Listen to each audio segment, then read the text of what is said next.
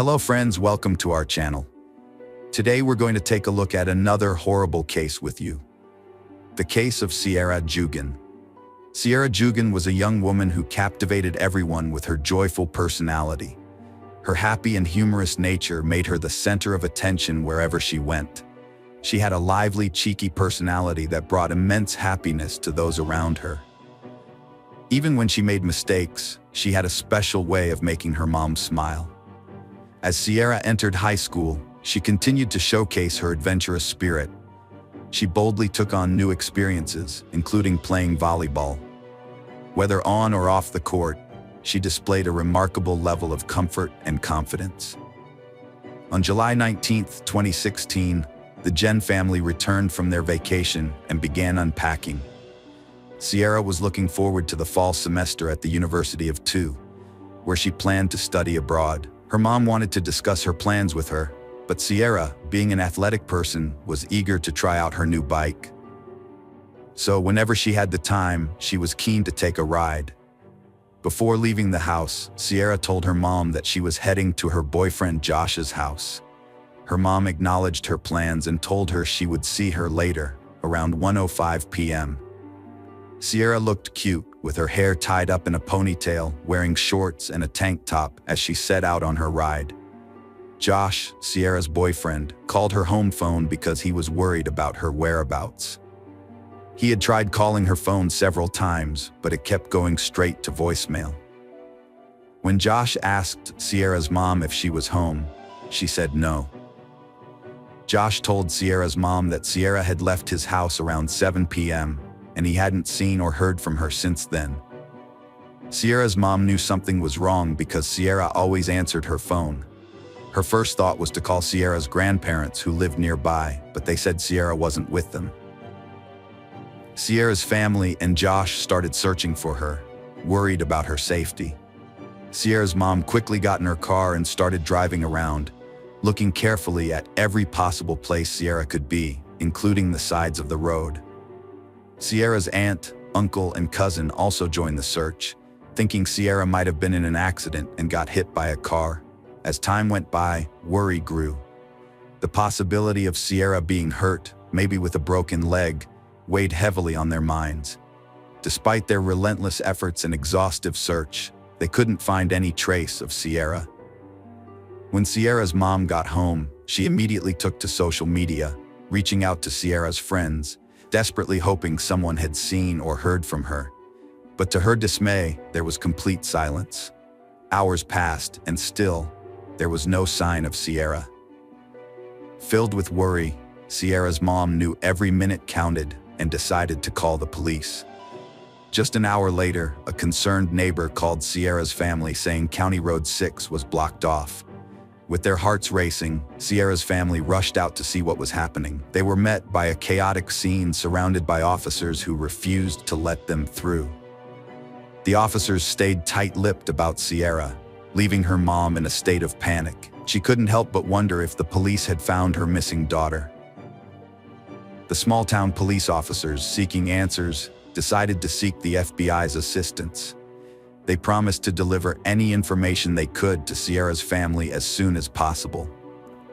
Understandably, the family found themselves unable to sleep, remaining wide awake and contemplating their next course of action.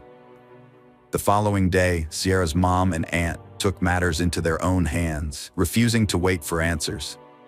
Her mom made a series of calls to hospitals, desperately searching for any signs of an unidentified female patient that might be Sierra. Despite call after call, they turned up nothing, leaving them feeling increasingly hopeless. A lead emerged from Detroit, Michigan, offering a glimmer of hope in the search for Sierra. A young woman, bearing a striking resemblance to her, had been admitted to a hospital with severe injuries, including numerous broken bones, after escaping from a moving vehicle with no identification. In an effort to confirm her identity, a nurse asked Sierra's family to describe any distinguishing marks on her body. Sierra's mom recalled a scar on her calf and a pierced belly button, which seemed to match the hospitalized girl's features, raising the family's hopes that they had finally found Sierra. Unfortunately, their hopes were soon dashed when they discovered that the girl in the hospital was not Sierra, leaving the family devastated and heartbroken after investing so much hope and anticipation in the possibility. Later that morning, the police visited Sierra's house to brief them on the previous night's events. One of the officers had found a trampled cornfield near where he'd parked his car and approached the area. He noticed signs of a struggle and a motorcycle track inside the cornfield. Not wanting to disturb any potential evidence, he backed away without touching anything. As he retreated, he caught a glimpse of a reflection: Sierra's purple bike. Further investigation uncovered several items at the scene: a pair of men's sunglasses, a pair of women's sunglasses, a blood-stained sock, and a screwdriver. Based on these discoveries, the police concluded that Sierra was likely abducted from that location. During the investigation, detectives thoroughly questioned Sierra's friends and family to gather information about her boyfriend Josh. They learned that Sierra and Josh had been inseparable since they were 7 years old, and their friendship developed into a romantic relationship in their first year of high school. The couple was known for their energetic and carefree nature, sharing a passion for skiing, among other things. After high school, Sierra went to the University of Toledo, while Josh enrolled at Bowling Green, but despite the physical distance, their commitment to each other remained strong. They often talked about getting married in the future, although Sierra emphasized her priority on completing her education before settling down, showcasing her academic dedication. Detectives investigating the case found that Sierra had visited Josh's house in the early afternoon on July 19th. According to the gathered information, Sierra decided to leave Josh's house and head home around 6:30 p.m. Because he was worried about her safety, Josh joined Sierra on her ride home, riding alongside her on his motorcycle. After a few miles, Sierra told Josh to turn back and go home, wanting to ride her bike alone and prove her independence. Josh reluctantly agreed, and they parted ways, with Josh heading back on his motorcycle and Sierra continuing her ride. During the investigation, detectives discovered motorcycle tracks in the nearby corn stalks, not far from Sierra's bike. This raised the question of whether these tracks belonged to Josh's motorcycle, and detectives couldn't ignore the possible connection. They began a thorough investigation to determine if there was any evidence linking Josh to the scene where Sierra went missing. As a result, detectives set up a command post to gather all relevant clues about Sierra's disappearance. A promising lead emerged quickly. A local resident came forward, saying that on July 14th, while driving, he saw a motorcycle helmet on the side of the road. He asked his son to retrieve it and put it in their truck. Later, after learning about Sierra's disappearance, he examined the helmet more closely and found red stains, which he suspected were blood. The helmet was discovered near the cornfield where Sierra's bike was found. The detectives asked Josh about his helmet, and to their relief, he produced it, confirming he had it with him. Furthermore, they verified that Josh had returned home after the interview with his parents, ruling him out as a suspect due to his solid alibi. Despite being visibly shaken, Josh was not suspected by Sierra's family in connection with her disappearance. The detectives focused on identifying the owner of a blood-stained motorcycle helmet found on the roadside. Recognizing the significance of DNA evidence, they sent the helmet to the crime lab for testing, awaiting the results with anticipation, hoping for a breakthrough in their investigation. Community unites in search for Sierra, organizing parties to scour every area for clues. Townspeople work together, fueled by a deep sense of unity, to bring her home safely. Hundreds gather at a candlelight vigil, sending thoughts and prayers for her return. 2 days after Sierra vanished, the police got a tip about a suspicious van speeding through the area where she was last seen. People thought she might have been kidnapped and forced into sex trafficking. The tipster gave the police the van's license plate number. The police interviewed the van's owner, but it turned out the van had nothing to do with Sierra's disappearance. The owner explained that he sped up because another car suddenly appeared from behind, which might have been a family member looking for Sierra, and he panicked. By the 48-hour mark, the investigation had turned up no leads on Sierra's whereabouts. As time goes on, her family is struggling to stay hopeful. With each passing day, the chances of finding her alive get smaller and smaller. Despite trying to stay positive, the harsh reality of the situation is getting harder to ignore. The police went from door to door searching for Sierra, and their investigation eventually took them to a farm near where her bike was found. The farm, which covered an acre of land, had several buildings including a small house, a trailer, and a large barn. The owner of the property was James Worley. When the police arrived at the farm, they started talking to James Worley. They asked him about the day Sierra went missing, hoping he could tell them something about her disappearance. But what James said shocked them. He told them he had been out riding his motorcycle that day, but it broke down, and he lost some things along the way, including a screwdriver and his helmet. This was surprising because those were the same items found at the scene where Sierra was taken. By saying this, James had unintentionally put himself at the scene of the crime, which made the detectives very suspicious of him and his connection to Sierra's disappearance. The police were determined to delve deeper into their investigation, and they questioned James Worley. During the questioning, they noticed something that caught their attention: scratches on his face. It was clear that he had been involved in a struggle, and this discovery only increased their suspicions about him, raising more questions. The detectives wondered if these scratches were the result of a confrontation with the missing girl, Sierra. After questioning James Worley about Sierra's disappearance, the detectives returned to the police station. They decided to conduct a background check on him, hoping to uncover relevant information as they looked into his past. But what they discovered sent chills down their spines. James Worley had a dark criminal history, including a previous attempt to abduct a young woman 26 years earlier on July 4, 1989. The woman's name was Robin Garter. On July 4, 1989, 26-year-old Robin Garter was getting ready to attend a neighborhood picnic. While her mother was busy preparing potato salad and making final arrangements for the event, Robin decided to squeeze in a bike ride beforehand. However, she had forgotten to bring water and was now struggling with the intense heat. As she considered turning back home to quench her thirst, Robin heard the sound of a car approaching from behind. Robin thought that after the vehicle passed her, she would head back home. But before she could react, the car crashed into her bike, sending her flying into a nearby ditch. She was stunned and disoriented.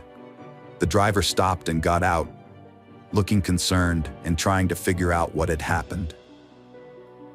But then things took a dark turn. The person who had hit her suddenly revealed sinister intentions. Without warning, he hit her hard on the back of the head. As she struggled to understand what was happening, the attacker held a screwdriver to her throat, threatening to kill her in a menacing tone. He ordered her to get up and get into his car right away.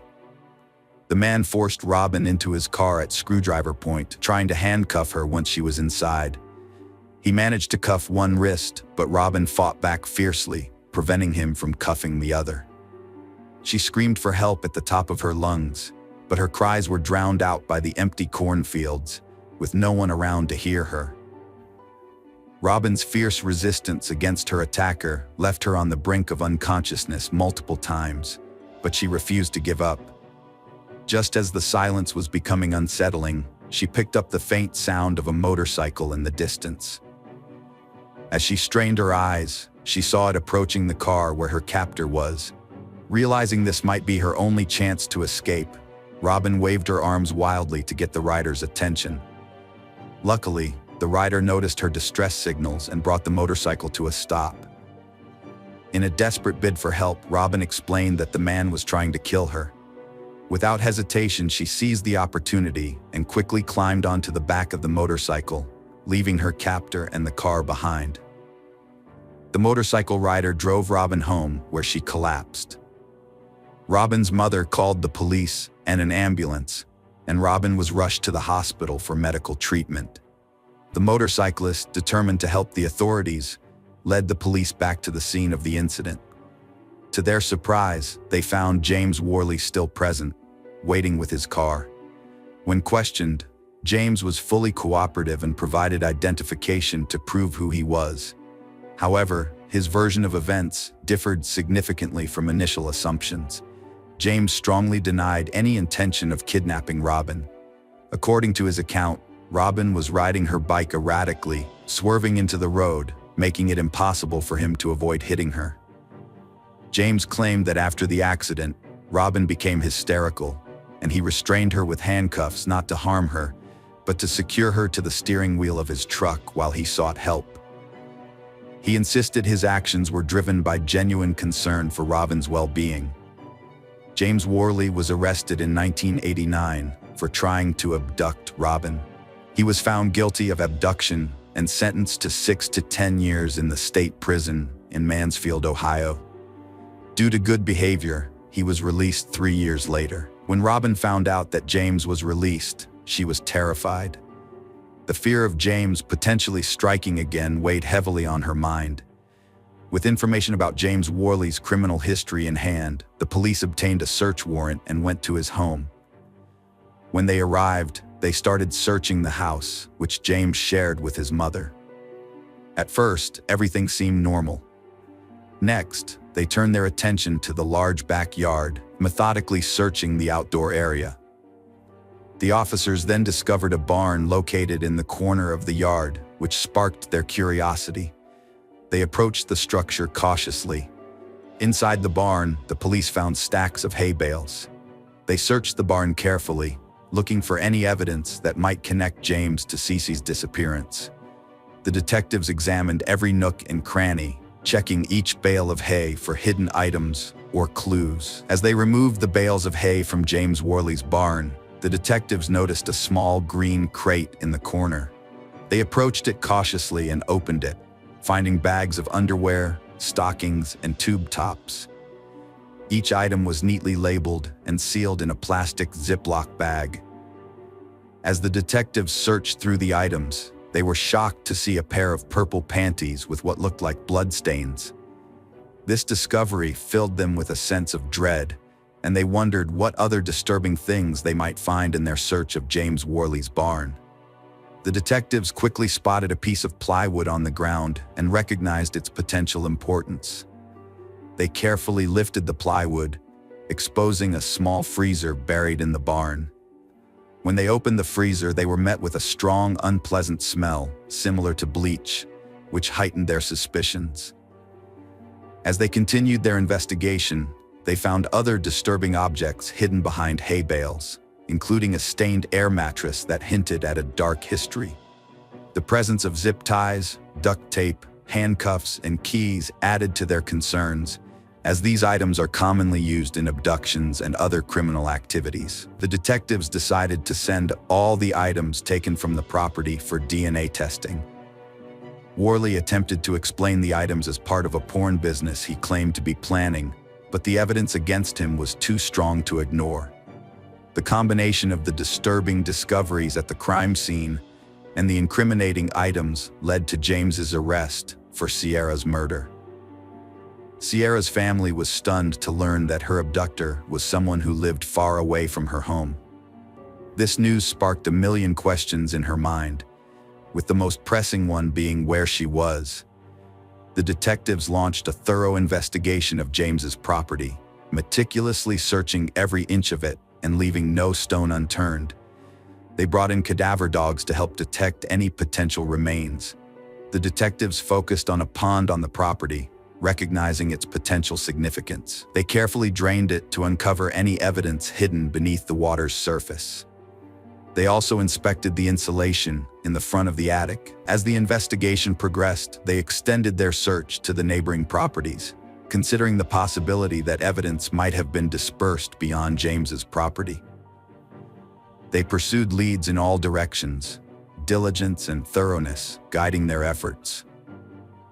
A farmer was walking through his vast field when he received a call. As he walked, he noticed a peculiar area of corn that was matted down and decided to take a closer look. When he approached the spot, he saw a nearby mound of dirt, which immediately made him think it could be a grave. This worried him even more because of the recent search for Sierra.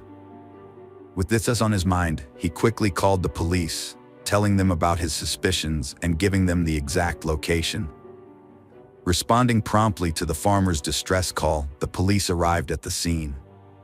They noticed a fresh pile of dirt, which fueled their suspicion that it could be a grave. Taking the situation seriously, they began processing the area carefully to avoid disturbing any potential evidence. The officers examined every inch of the scene, hoping to find clues about Sierra's whereabouts. However, despite their thorough efforts, their search yielded no results. The detectives then searched the adjoining farms for Sierra, using drones and helicopters to cover a larger area and increase their chances of locating her. During their search, they found another mound of dirt with freshly matted corn. Their trained dogs detected the scent of decomposition, suggesting a potential crime scene. As the crime scene investigators dug, they made a grim discovery. They found human remains. Based on the evidence, it was believed to be Sierra's body. Tragically, her hands were bound behind her back, and her feet were tied to the handcuffs. Further examination revealed that an object was lodged in her mouth, restricting her airway, which ultimately led to her death. Later that night, the Sierra family received a devastating call they had been fearing. The police had found Sierra's lifeless body. The news was met with an overwhelming outpouring of grief as the entire family broke down in tears. The sorrow felt by each family member was palpable, and the weight of the moment was crushing. A month after Sierra's tragic abduction and murder, James Worley was charged with 19 counts, including kidnapping and aggravated murder. 2 years later, Worley's trial began. Despite the overwhelming evidence against him, he pleaded not guilty to all charges. Over 8 intense days, the prosecution presented a gripping story that captivated the jury and spectators alike. After deliberating for 6 hours, the jury found Worley guilty on all counts related to Sierra's murder. The severity of the crime led to Worley being sentenced to death. Hello friends, welcome to our channel. Today we're going to take a look at another horrible case with you. The case of Mary Catherine Higdon. Mary Catherine Higdon, born in 1994, was a lively child who spread joy wherever she went. Her infectious laughter and humor brought delight to those around her, often with her quick wit and impressive impersonations. She loved taking leisurely strolls around town with her pet frog perched on a shoestring, proudly showing it off to everyone. From a young age, Mary had a deep appreciation for nature and animals, spending hours exploring the outdoors and marveling at the beauty of the natural world. Aside from being an entertainment enthusiast, Mary had a passion for performing. She would often stage plays for her family, captivating them with her creativity and boundless imagination. As she grew older, Mary was introduced to firearms and developed a strong interest in them. She learned the importance of handling guns responsibly, respecting their power and potential. Over time, her skills improved, and she became an accomplished marksman with a growing passion for guns. Mary Catherine met her soulmate, Stephen Freeman, in high school. Born on January 1st, 1995, in Griffin, Georgia, Stephen grew up in a close-knit family with his parents and brother. He was a happy child with many friends who described him as laid-back, kind, and helpful. Stephen's family was very important to him, especially his mother, with whom he shared a special bond. He loved spending time outdoors, enjoying activities like hiking, camping, fishing, and hunting. Mary Catherine and Stephen quickly formed a strong connection in high school, united by their shared passion for the outdoors. Their love for nature brought them together, and their relationship flourished as they explored the great outdoors, whether hiking, camping, fishing, or hunting. This connection served as the foundation of their deep and enduring relationship. Mary Catherine and Stephen's high school graduation marked the start of a new era in their lives as a couple. They decided to take their relationship to the next level by moving in together in a house in Griffin, Georgia. The couple was ecstatic about having their own space and starting a new life. Mary Catherine had become an integral part of Stephen's family, with his mother treating her like a daughter. She welcomed Mary Catherine into their family with open arms, and the couple felt grateful for her love and support. Every Sunday, Mary Catherine and Stephen would visit Stephen's parents for a big family dinner. This weekly tradition brought the family closer together and solidified Mary Catherine's place within it. Over time, Stephen's friends also grew to appreciate Mary Catherine. Initially, they had reservations about the couple's relationship, but as they spent more time together, they realized how well-suited the pair were. They admired how Mary Catherine brought happiness and joy into Stephen's life and shared his passion for the outdoors. Stephen, a metal worker, repaired roofs. His wife, Mary Catherine, had two jobs: part-time teacher's assistant and sales at a sporting goods store, where she learned gun safety from coworker Thomas Skinner. This complemented Stephen's passion for firearms as an avid hunter and target shooter with multiple guns, including a Glock 42 at home for protection. By summer 2018, Mary Catherine and Stephen had been in a 5-year relationship in Griffin, Georgia. Tragically, it came to an end on August 1st. That day, Mary Catherine made a frantic 911 call, screaming that she had accidentally shot Stephen. When police arrived at their apartment, they found Mary Catherine in a state of distress, crying and hyperventilating over Stephen's motionless body. Despite his still being alive with a chest wound, Mary Catherine was screaming that she couldn't lose him. An ambulance rushed Stephen to the hospital, where doctors made efforts to save his life, but unfortunately, he eventually succumbed to his injuries.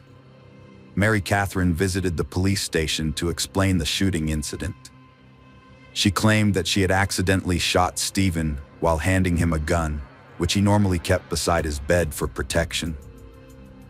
However, the police officers detected the smell of alcohol on her breath and noticed discrepancies in her account, which shifted from handing the gun to tossing it. The police were skeptical, knowing that a tossed gun would not fire on its own, and the nature of the wound suggested that Mary Catherine had deliberately pointed the gun at Stephen. During the interview, Mary Catherine eventually confessed that she had acted out of anger. Although the police had recorded the interview, there was only feedback during the crucial moment when she admitted to shooting Stephen out of anger.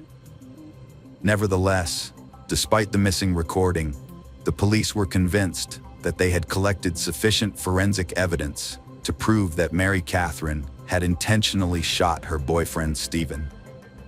At the apartment of Mary Catherine and Stephen, police found evidence of a heated argument before Stephen was shot. Scattered food suggested a prior altercation. This was the 6th time police had been called to the residence in the past year due to domestic disturbances. Despite Mary Catherine's claims, the gun used in the shooting was found to have been loaded that night. Traces of grease on the gun and magazine led the police to conclude that Mary Catherine, who was cooking dinner at the time, had loaded the weapon after shooting Stephen. Stephen's friends told police their relationship was marked by frequent arguments, possessiveness, and verbal abuse from Mary Catherine. Friends saw her as mentally unstable, causing tension. When Stephen tried to distance himself, she'd bombard him with texts and calls, forcing him to block her. One friend revealed Mary Catherine pulled a gun on Stephen multiple times, but he didn't report it, fearing trouble for her. Stephen's friends were stunned when they learned that Mary Catherine had accidentally shot him, especially since they knew she was familiar with firearms. However, what they were unaware of was that 3 months earlier, Stephen had confided in a friend that Mary Catherine had a disturbing episode where she ran around outside, screaming at the top of her lungs, and even attempted to shoot both him and herself. Furthermore, just a month before the incident, Stephen had shared with another friend that although Mary Catherine had previously threatened him with a gun, this time her eyes had a look that genuinely terrified him, making him believe she might actually carry out her threat. Stephen's friends told police he'd been tired of Mary Catherine's behavior and planned to leave her after 7 years. He intended to move away without telling her, fearing her reaction. On July 30th, 2018, Stephen sent Mary Catherine a friendly text, but the next night, he ignored her calls and texts after a fight. Mary Catherine was cooking dinner when she noticed Stephen was missing. She called his mom, who said he was with a friend. Enraged, Mary Catherine drove to the friend's house to confront him. When she arrived, she saw Stephen in the truck and began yelling at him. He tried to calm her down, saying he was heading home. Stephen's friend said Mary Catherine pulled a gun on him multiple times, but she denied it. She admitted threatening suicide with a gun, though. His mom believed Mary Catherine's threats kept Stephen from leaving, fearing she'd harm herself if he did. Mary Catherine said Stephen escalated the situation, becoming violent, throwing dinner in her face. She claimed self-defense, grabbing a gun to scare him off, but he lunged at her, and as she backed away, she saw he was bleeding from the chest. At the time of the shooting, Mary Catherine didn't share her account of events with the police because she was too embarrassed to reveal that Stephen had a history of violence towards her, including hitting her in the past and being controlling. In fact, she claimed that on one occasion, he kicked her out of bed so forcefully that her head hit the door frame. However, Stephen's friends described their relationship differently, saying they had seen Mary Catherine hit Stephen, including an incident where she slapped him hard in the face. By contrast, Mary Catherine's sister offered a different view, stating that 2 weeks before the shooting, she had seen bruises on Mary Catherine's arm. Mary Catherine's sister said Mary Catherine confided in her about Stephen's physical attack. The police investigation found Stephen's death was a murder. Mary Catherine was arrested and charged with murder and other crimes. She refused a plea deal and chose to go to trial, claiming she shot Stephen in self-defense to protect herself from his aggression. A year after Stephen's death, Mary Catherine's trial began, revealing the tumultuous nature of their relationship. Her defense team argued that she acted in self-defense, citing Stephen's history of aggressive and abusive behavior as justification for her actions. To support their claim, they presented evidence to the jury that demonstrated Stephen's controlling, manipulative, and dangerous nature, which had led Mary Catherine to fear for her safety. Mary Catherine testified tearfully about years of abuse by Stephen, recounting a disturbing pattern of physical, mental, emotional, verbal, and sexual mistreatment. She described his attacks, belittling, and disregard for her humanity, saying his abuse knew no bounds, leaving her trapped and terrified. Mary Catherine's defense presented a text from Stephen, saying he'd punish her when he got home. Mary Catherine testified that meant physical abuse, and if she defended herself, he'd hit her harder. Another text shown in court read, "Don't hit me, or I'll hit you back 2 times harder." Mary Catherine testified that Stephen had a red room, like in 50 Shades of Grey, where they had aggressive and violent sex.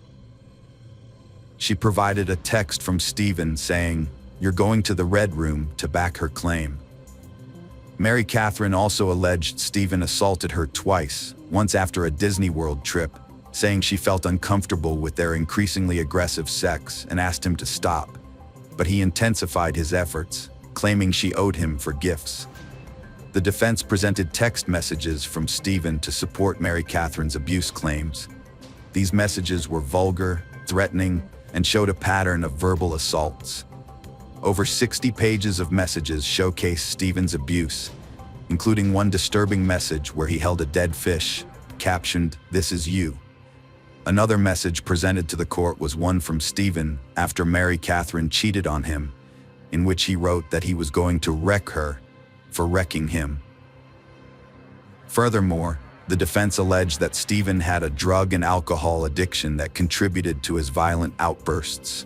Mary Catherine said she broke up with Stephen, not the other way around. She claimed he got angry and threatened her, so she grabbed a gun in self-defense. Her last words to him before firing were, "Get out of my house." Stephen's friends and family disputed Mary Catherine's claims that he was violent and abusive, knowing him as friendly and caring. His mom denied knowledge of disturbing texts and threats, but claimed he only said hurtful things out of anger. Mary Catherine was questioned about not reporting Stephen's alleged abuse. The state also pointed out she searched for violent, explicit images online hours before the shooting, claiming she did it to please Stephen. The state argued she'd changed her story about the shooting at least 10 times since her initial interview. Evidence in court included a text from Stephen to Mary Catherine saying she'd previously pointed a gun at him, and his friends testified about witnessing her abuse towards him, supporting the state's claim that she was violent towards him, not the other way around. Jurors deliberated for 4 hours before acquitting Mary Catherine of malice murder, felony murder, and lesser charges. Shocked family and friends expected a guilty verdict, but jurors later revealed they believed Mary Catherine intentionally killed Stephen. However, they couldn't prove it beyond a reasonable doubt due to lack of evidence, making it hard to distinguish murder from self-defense. Hello friends, welcome to our channel. Today we're going to take a look at another horrible case with you, the case of Rebecca Payne. In Massachusetts on May 20th, 2008, at 6:30 a.m., the Boston police received a panicked call from the manager of the Parker Hill Apartments complex.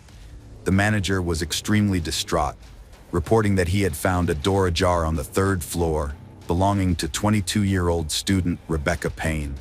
When he knocked on the door and called out her name, he received no response. This prompted him to enter the apartment, where he was met with a disturbing sight: dark red spots and streaks on the floor, leading him to one of the rooms. Inside, he found Rebecca's lifeless body, with her belongings scattered everywhere. The state of the room strongly suggested that her killer had been searching for something in her apartment. Rebecca Charlotte Payne was born on April 19, 1986, in New Milford, Connecticut, to Virginia and Nicholas Payne. She attended New Milford High School, where she excelled in sports, particularly field hockey, track, and tennis, before graduating in 2004. Rebecca then pursued a 5-year program in athletic training at Northeastern University in Boston, focusing on the care and prevention of athletic injuries. During her 4th year, she served on the Dean's Council and as president of the Athletic Training Club, playing a key role in organizing the university's Vision for the Future Athletic Training Leadership Forum. Additionally, she was involved with the Episcopal Lutheran Center. Known for her ability to connect with people from all walks of life, Rebecca had a large circle of friends and was always willing to lend a helping hand to those in need. When Rebecca was found dead in May 2008, her friends were shocked and couldn't comprehend who could have committed such a heinous act. The police investigation began when they arrived at the crime scene, and they quickly noticed that the front door showed no signs of forced entry. This led them to suspect that Rebecca might have known her killer, possibly even letting them into her apartment voluntarily. The apartment, situated on the 3rd floor, consisted of 2 bedrooms. In one of the bedrooms, Rebecca's lifeless body was found lying face down on the floor. The trail of blood from the living room to the bedroom where Rebecca lay suggested that the attack had begun in the living room. Further evidence, including casings found at the scene, supported this theory. Forensic examination revealed that Rebecca had been shot 5 times. The bloodstains in the apartment indicated that, although severely injured, Rebecca was conscious for a while and managed to crawl to the bedroom. However, she ultimately succumbed to her injuries there, exhausted and drained of her strength. The detectives sought to identify who could have perpetrated such cruelty against her. The police quickly dismissed the possibility that the incident was a botched theft, given that her valuables remained untouched. Although the apartment was in disarray, detectives believed the perpetrator intentionally created the mess to mislead them. However, it was also plausible that the disarray resulted from Rebecca's attempts to resist and fight for her life. When the investigators examined the apartment, they found that the balcony door was open, just like the front door. The 2nd bedroom showed signs that someone had been living there too. The identity of this person needed to be determined, as they could be the one who took Rebecca's life. Alternatively, if they weren't involved, they had to be ruled out as a suspect. After speaking with the manager, the detectives discovered that Rebecca didn't live alone. She shared an apartment with a fellow student. The police immediately began searching for this roommate. Meanwhile, they interviewed all residents of Parker Hill Apartments.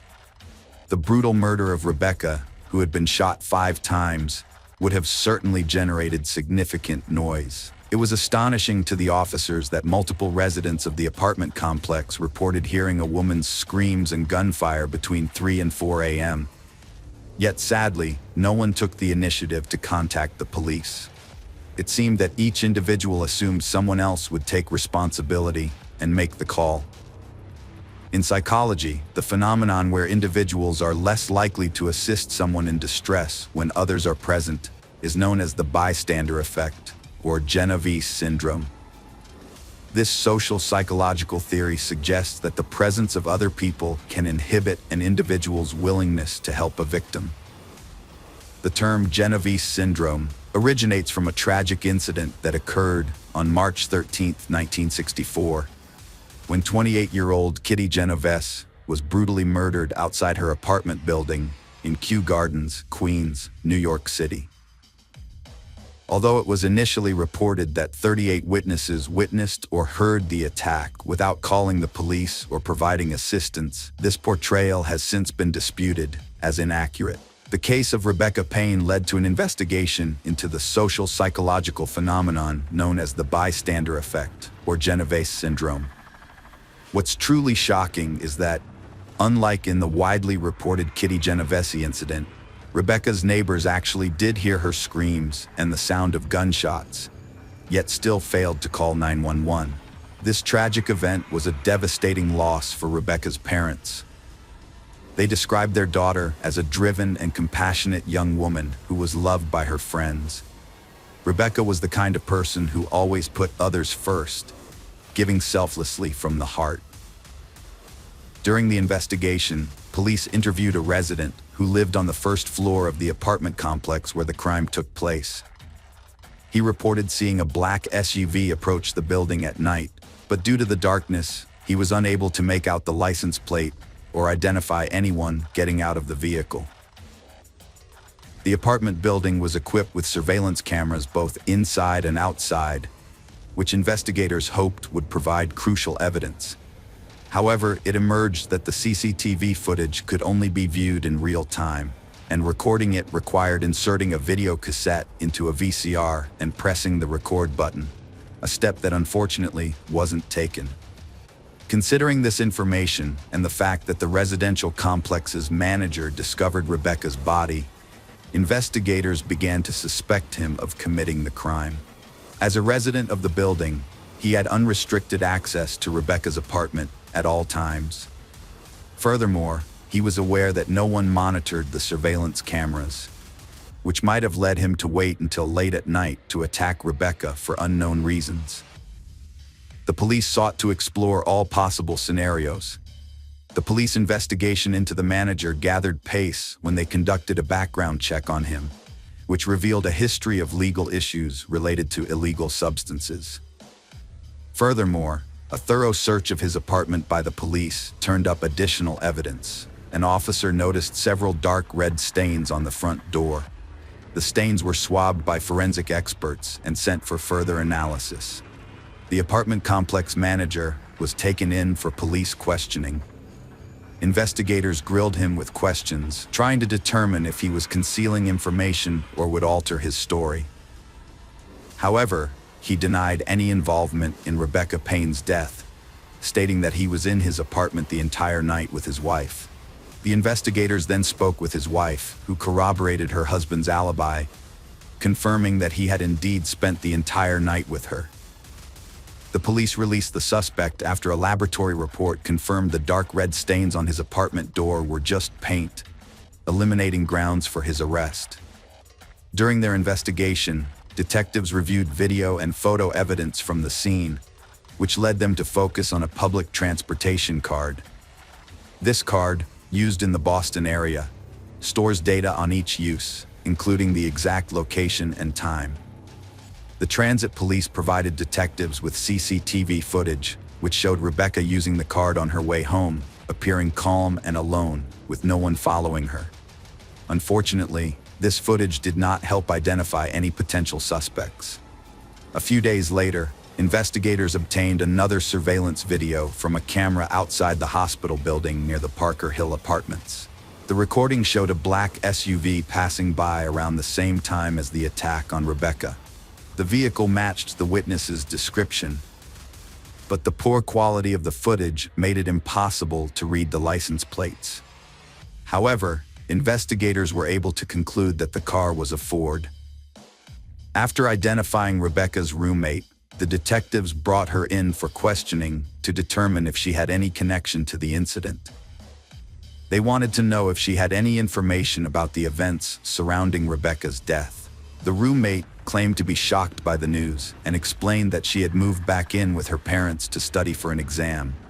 When her parents corroborated her alibi, she was cleared as a suspect.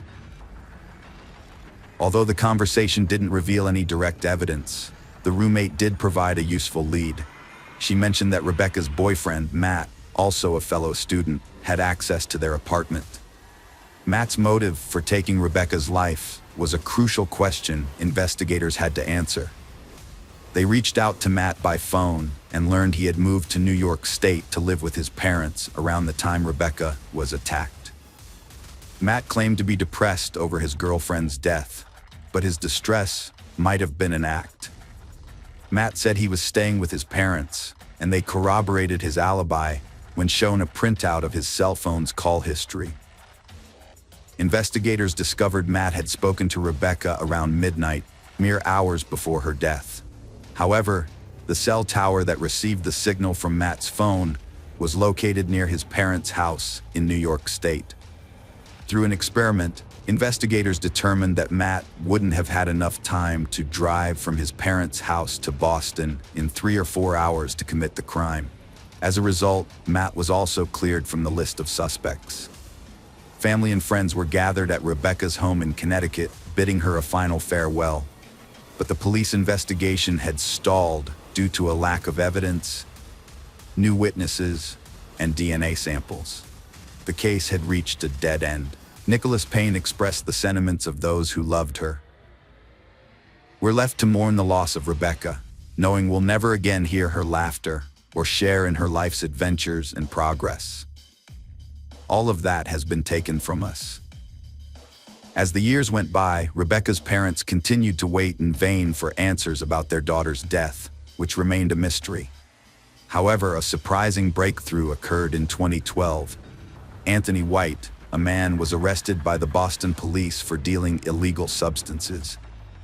With the threat of a lengthy prison sentence looming, White proposed a deal to the investigators.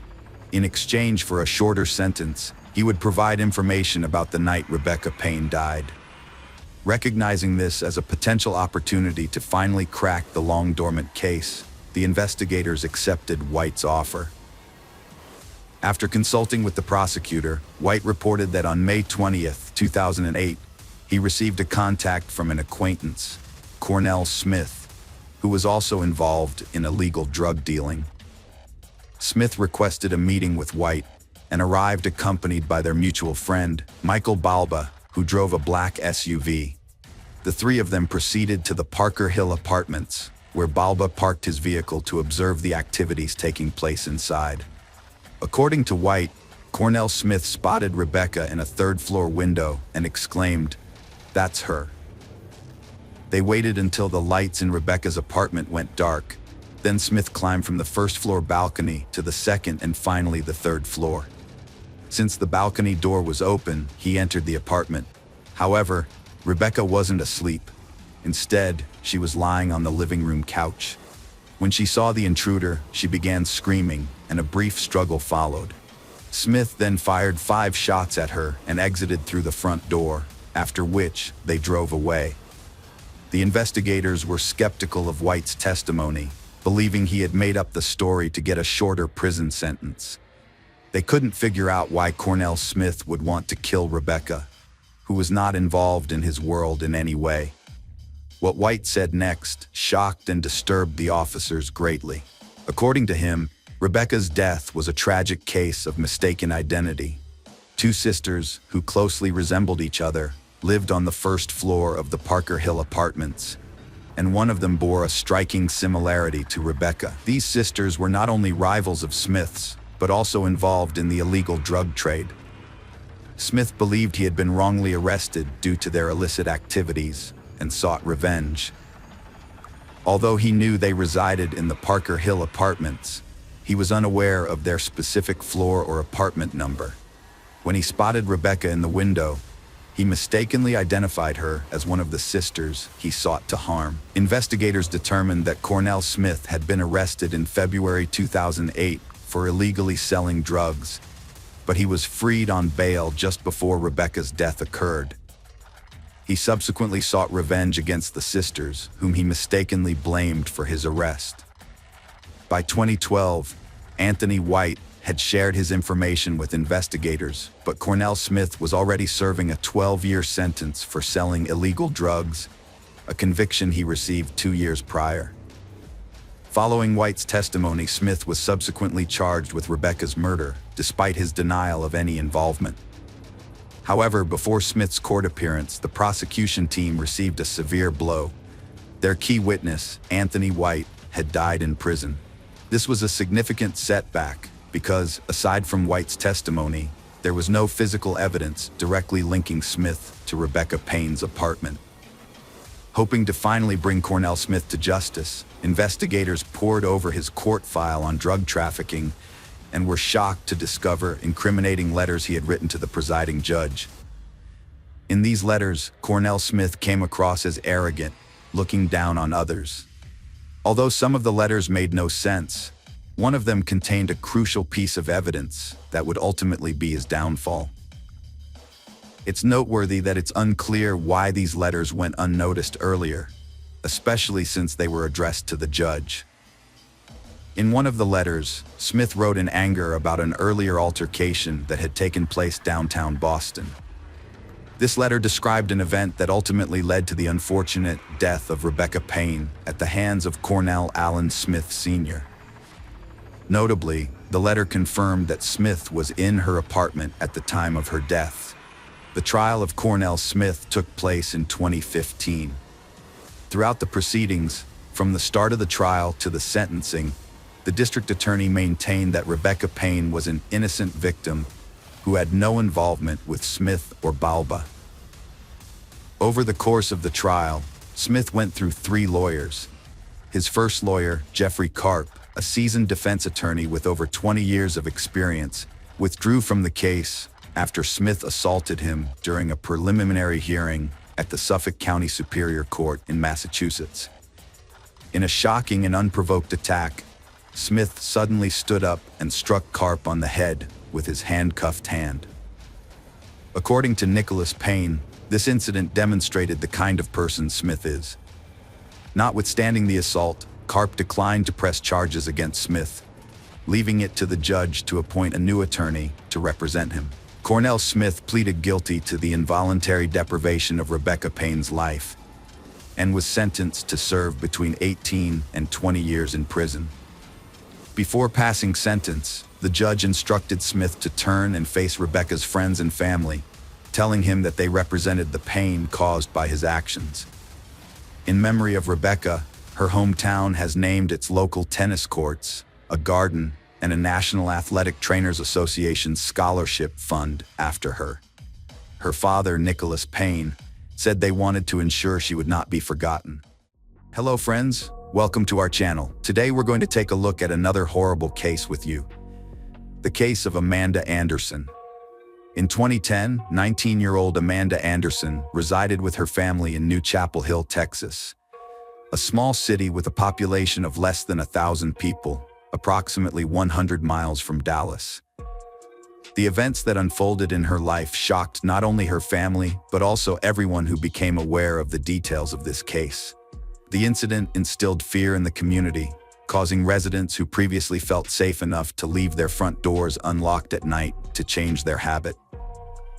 Amanda Elizabeth Anderson was born on October 10, 1990, in Fridley, Minnesota, to Mark and Stacy Kennedy Anderson. She graduated with honors from Tyler Gospel Chapel School in 2009. At the time of her death, Amanda was employed by Trinity Mother Francis and was a student at Tyler Junior College, where she was majoring in English literature. With a passion for writing, music, and life, Amanda had a bright future ahead of her. Tragically, her life was cut short on September 15, 2010, leaving her family to face the devastating consequences. Amanda was found dead at the family home in New Chapel Hill.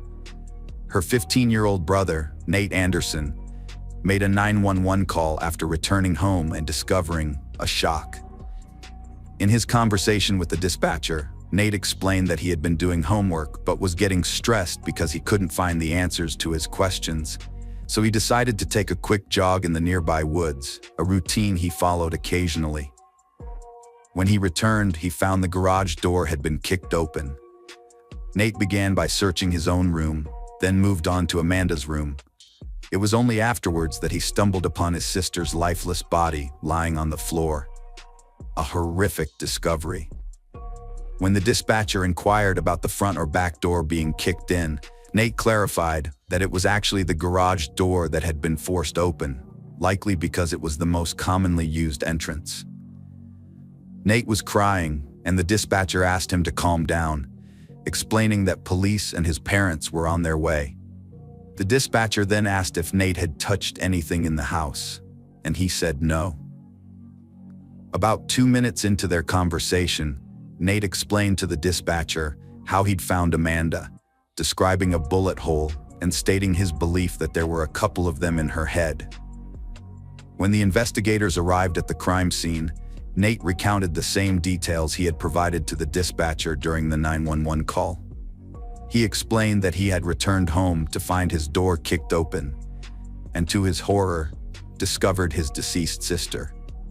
Overwhelmed with grief, Nate was inconsolable, crying almost continuously as he struggled to come to terms with the shocking fact that someone had shot and killed his sister. During the crime scene examination, the criminologist determined that Amanda was seated on her bed in her bedroom when she was shot, causing her to fall to the floor. The absence of a crime weapon and shell casings at the scene suggests that the perpetrator either removed the casings before fleeing or used a revolver, which would not eject casings. Amanda's parents were devastated when they learned what had happened to their daughter. As deeply religious people, they struggled to comprehend how anyone could commit such an act against someone as innocent and kind-hearted as Amanda, who had only recently graduated from high school and was still figuring out her path in life. She was a gentle soul who wished no harm to anyone and had no enemies. Nate's grandparents recalled that his world was shattered the day Amanda died. He was overcome with grief in the police car, sobbing uncontrollably, and they had to extract him and cradle him in their arms. According to them, Nate had an extraordinary love and devotion for his sister, and discovering her in such a distressed state was utterly unbearable. The investigators canvassed the neighborhood where the crime took place, speaking with residents to gather more information about Amanda and her family. Uniformly, those interviewed described the Andersons as a tight-knit and religious family. One neighbor offered his theory about what might have happened to Amanda. According to him, the area was previously quiet and crime-free, but about 2 weeks prior to Amanda's death, a house in the area was robbed. It's possible that the same person was involved in what happened to Amanda, and that they saw Nate Anderson go out for a run. The perpetrator might have then broken into the Andersons' house, and Amanda might have stumbled upon the scene, becoming a witness.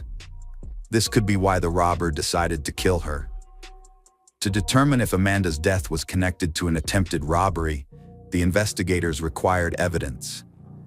When caught by homeowners, robbers will often take drastic measures to prevent them from notifying the police. However, in this instance, nothing was stolen from the Anderson family home. Despite the opportunity, The perpetrator left Amanda's room untouched, with valuables like jewelry and a laptop remaining in place, unaffected by the intruder. Amanda's father, Mark, conducted a thorough search of the house and reported to the investigators that nothing was missing. Given this, the investigators began to question whether they were dealing with a robbery gone wrong. They found it puzzling that an intruder who broke into the house to steal valuables and encountered Amanda would feel the need to shoot her multiple times. This led them to suspect that the motive behind the crime was not robbery.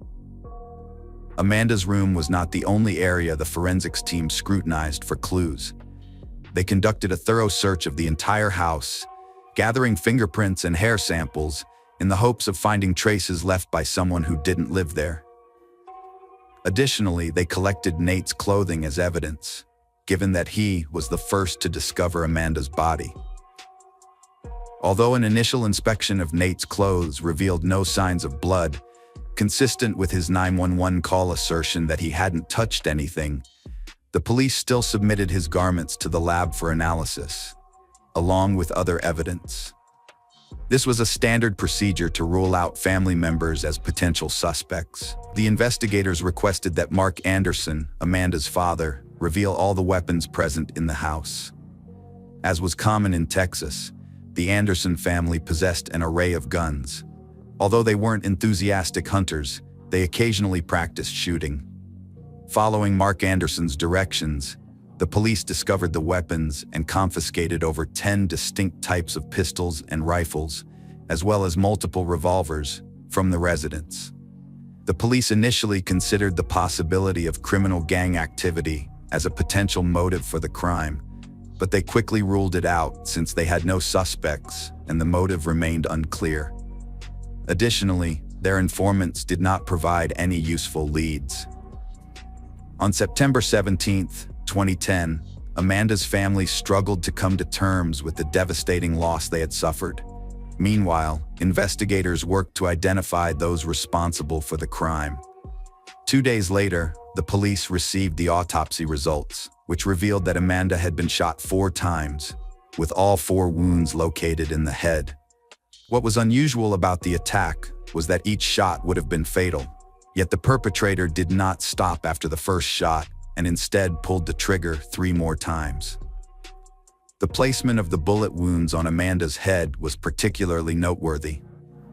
The perpetrator used a small caliber pistol and fired multiple shots. 2 wounds were located on top of her head, another was near the right temple, and the 4th was directly on the forehead. All the wounds, except for the one on the right temple, showed a top-to-bottom trajectory. The exception, the right temple wound, had a bullet that entered at a 90-degree angle. These unusual wound patterns suggested that Amanda's death was more akin to an execution. Amanda's death was caused by .22 caliber bullets. Since there were no gunpowder marks around her head wounds, it's clear the shooter was at least a yard away. Forensic analysis led investigators to believe Amanda was familiar with her killer. They based this conclusion on 2 key facts. Firstly, Amanda was using her laptop while sitting on her bed when she was shot, implying she felt comfortable and didn't perceive a threat. Secondly, the shooter was standing right next to her. If Amanda didn't know the person, she would have likely reacted to their presence, but instead, she did nothing, suggesting she trusted the perpetrator and didn't anticipate being shot. The investigators looked beyond the Anderson family home for answers to their questions. At Amanda's college, they spoke with her friends, among whom her best friend revealed that Amanda was not the type to interact with strangers, avoided illegal activities, and therefore did not have ties to the criminal underworld. Additionally, she did not have any enemies at college. But what if someone had been secretly watching Amanda and plotting against her? The investigators collaborated with college security to uncover any suspicious incidents involving Amanda or other students over the past year. But this avenue led nowhere. A week after Amanda's death, the police were still without a motive, suspects, or answers for her family. As the family grieved, the locals of New Chapel Hill lived in fear for their lives. desperate to uncover the truth behind the tragedy. Amanda's father, Mark Anderson, expressed his despair, saying he doubted whether there would be a wedding or his wife would get to experience her pregnancy together with their daughter, and all the joys that come with it. Shortly after, a reward was offered to anyone with information that could aid the investigation, in the hope that it would encourage someone who knew something to come forward and share their knowledge with the police. Shortly after, the police station began to receive calls offering tips, but most of these were speculative and ultimately hindered the investigation rather than helping it. The process of verifying all the incoming information was time-consuming, but unfortunately, it failed to yield the desired outcome. Each and every lead ultimately ended in a dead end. The police decided to re-interview the Anderson family, focusing on Amanda's personal life, as the nature and number of wounds suggested a potentially personal motive for the crime. Amanda's mother was at a loss as to who could have committed such a heinous act, describing her daughter as a regular church attendee and an excellent student who always treated others with kindness. According to her mother, Amanda did not have a boyfriend at the time of her death, although she had briefly seen someone around a year prior. However, the relationship had fizzled out, and as far as her mother knew, they had not been in contact since. The police wanted to track down this man to determine the nature of his relationship with Amanda, the reasons behind their breakup, and whether he had any motive to harm her. According to him, he and Amanda shared some classes and occasionally went to the movies with friends, but he claimed they were never in a romantic relationship. They had gone out together on several occasions, but nothing more developed from it. When questioned about the last time he saw Amanda, he stated that he had seen her the day before her death, and she was on her way to pick up Nate from church. This was the extent of what the investigators learned, and it appeared to be another dead end. They decided to go back to the start and re-examine all the evidence, as it all began with Nate's 911 call. They focused on this call once again.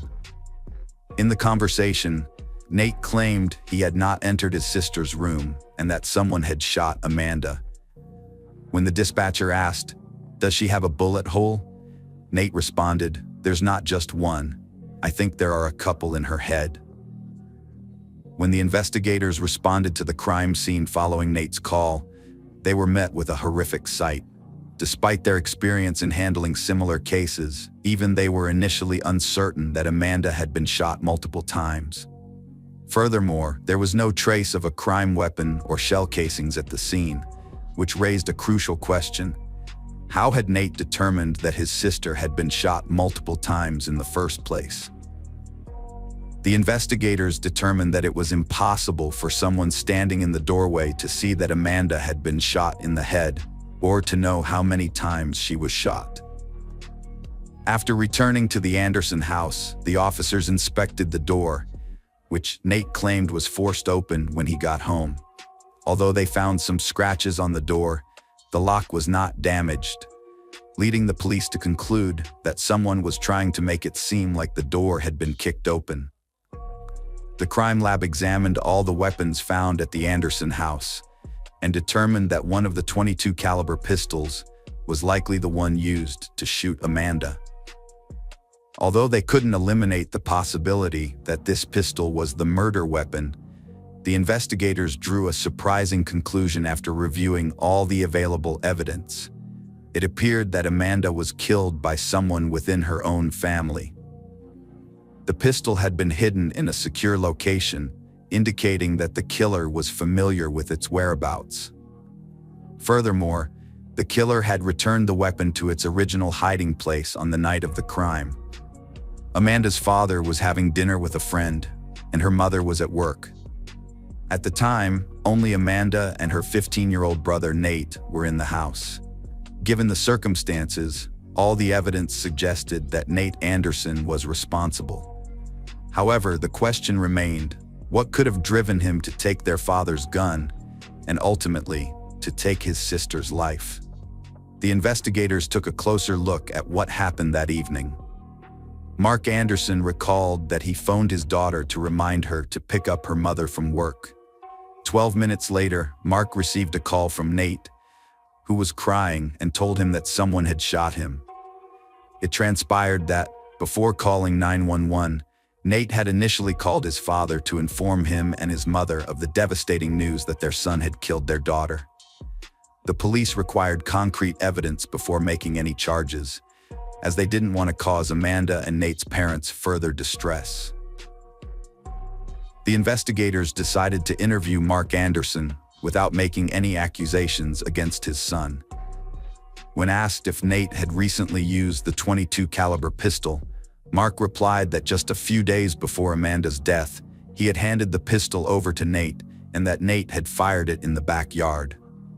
Upon returning to the Anderson house, the officers found several .22 caliber casings in the backyard, which matched the bullets found in Amanda's body.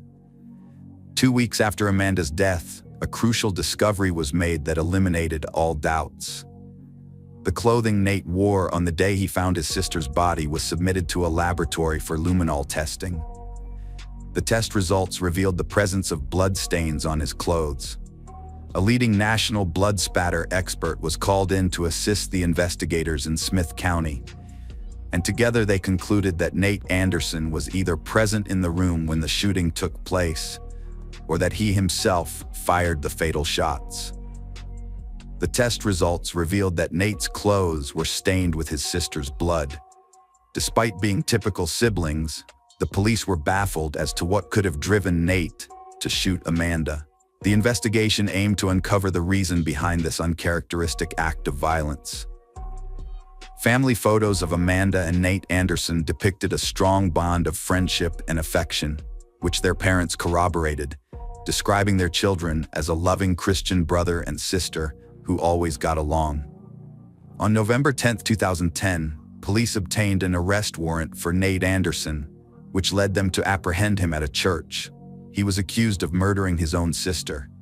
The news sent shockwaves through the community, with everyone familiar with the case struggling to comprehend how Nate could commit such a heinous crime.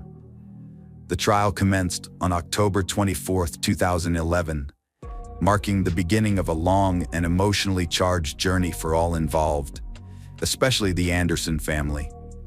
Despite the evidence presented against the teenager, his family members remained steadfast in their support, adamant that he was innocent of Amanda's murder. Nate was prosecuted as an adult despite an expert's opinion that it would be in his best interest to remain in the juvenile court system. The judge overruled this opinion. During the trial, the state presented some of the evidence found in the Anderson home after Amanda's death. Prosecutors revealed that Nate's computer had a history of accessing adult websites and contained drawings with violent content.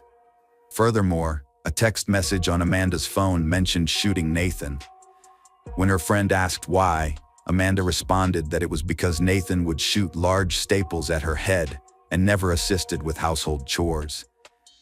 An expert testified that a discovery about Nate helped establish a possible motive for the crime.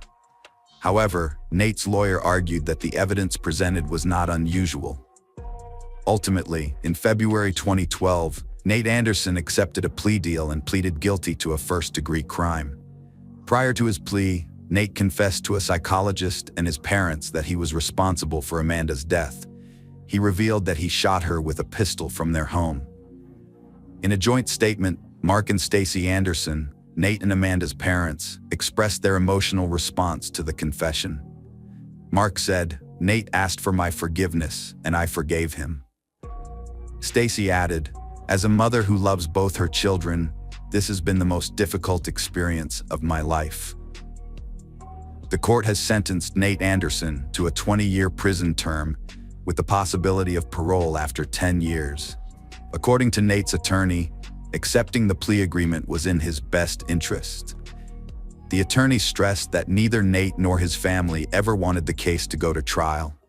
When asked about the motive behind the crime, Nate's attorney refused to elaborate, saying only that Nate had shown remorse and had received forgiveness. The attorney, Brett Harrison, added that there had been many difficult conversations and tears. He stated that the incident was clearly a hate crime, as there was no evidence of any other trauma. The Smith County Sheriff's Office stated that Nate was eligible to apply for parole 2 years ago, but unfortunately, they were unable to find any information regarding whether he did so. Hello friends, welcome to our channel. Today we're going to take a look at another horrible case with you, the case of Danielle Jennings. Danielle Jennings was born on September 16, 1978 in Columbia, South Carolina. She spent her childhood in Stockton, Georgia, with her mother and stepfather. As a cheerful and outgoing person, Danielle had to mature quickly when she became pregnant at 16. Despite her youth, she was confident in her ability to be a good mother. However, her relationship with Carl, the father of her child, didn't last, and they eventually broke up. In 1996, at the age of 17, Danielle gave birth to her son Tristan, becoming a single mother. Determined to provide the best life for herself and Tristan, Danielle met Luis, who became a father figure to her son. The two had known each other since their teenage years, initially as friends, but eventually became a couple. Danielle was overjoyed to have found happiness again, and Luis took care of both her and Tristan. They moved in together, and Danielle landed an office job at a landscaping company, which she was proud of. In December 1998, Luis popped the question, and Danielle was over the moon when she said yes. At this point, her life was going great. She had a fantastic son, a loving partner, and a career that was really taking off. But in a cruel twist of fate, everything took a devastating turn for the worse on March 15, 1999. Luis returned home from work to find Danielle unresponsive on the bed. Their son Tristan was at daycare that day. The color of Danielle's skin indicated to Luis that she had passed away, so he immediately called 911. The police arrived at the Ashley Lakes apartment complex in Norcross, Georgia, where the couple resided. Initially, the only information the authorities had was that a deceased woman was in the apartment and her fiancé had called the emergency services. This naturally raised the suspicions of the investigators, as it is not uncommon for a partner to be responsible for the death of their loved one. Luis was waiting for the police at the apartment entrance and informed them that the victim was 20-year-old Danielle Jennings. He told the police that when he returned home from work, he found Danielle lying face down on the bed, and upon turning her over, he realized she was dead and promptly called 911. The police took Luis in for questioning at the station, while the crime scene investigators carefully processed the area. Danielle was found lying on her back on the bed, fully clothed, with a ligature tightly wrapped around her neck. The ligature, which appeared to be a stocking, suggested that the perpetrator attacked her from behind. The bed was disheveled, and one of the dresser drawers was open, possibly indicating that the stocking was taken from it. The contents of Danielle's purse had been emptied and searched through, raising the possibility that the perpetrator's primary motive was theft. However, the fact that valuable items like cameras and jewelry were left untouched led the police to consider that the crime might have been committed to eliminate Danielle as a witness to a robbery. Alternatively, the crime scene could have been staged to mislead investigators, as there were no signs of forced entry on the front door or the sliding glass door to the backyard, which was locked.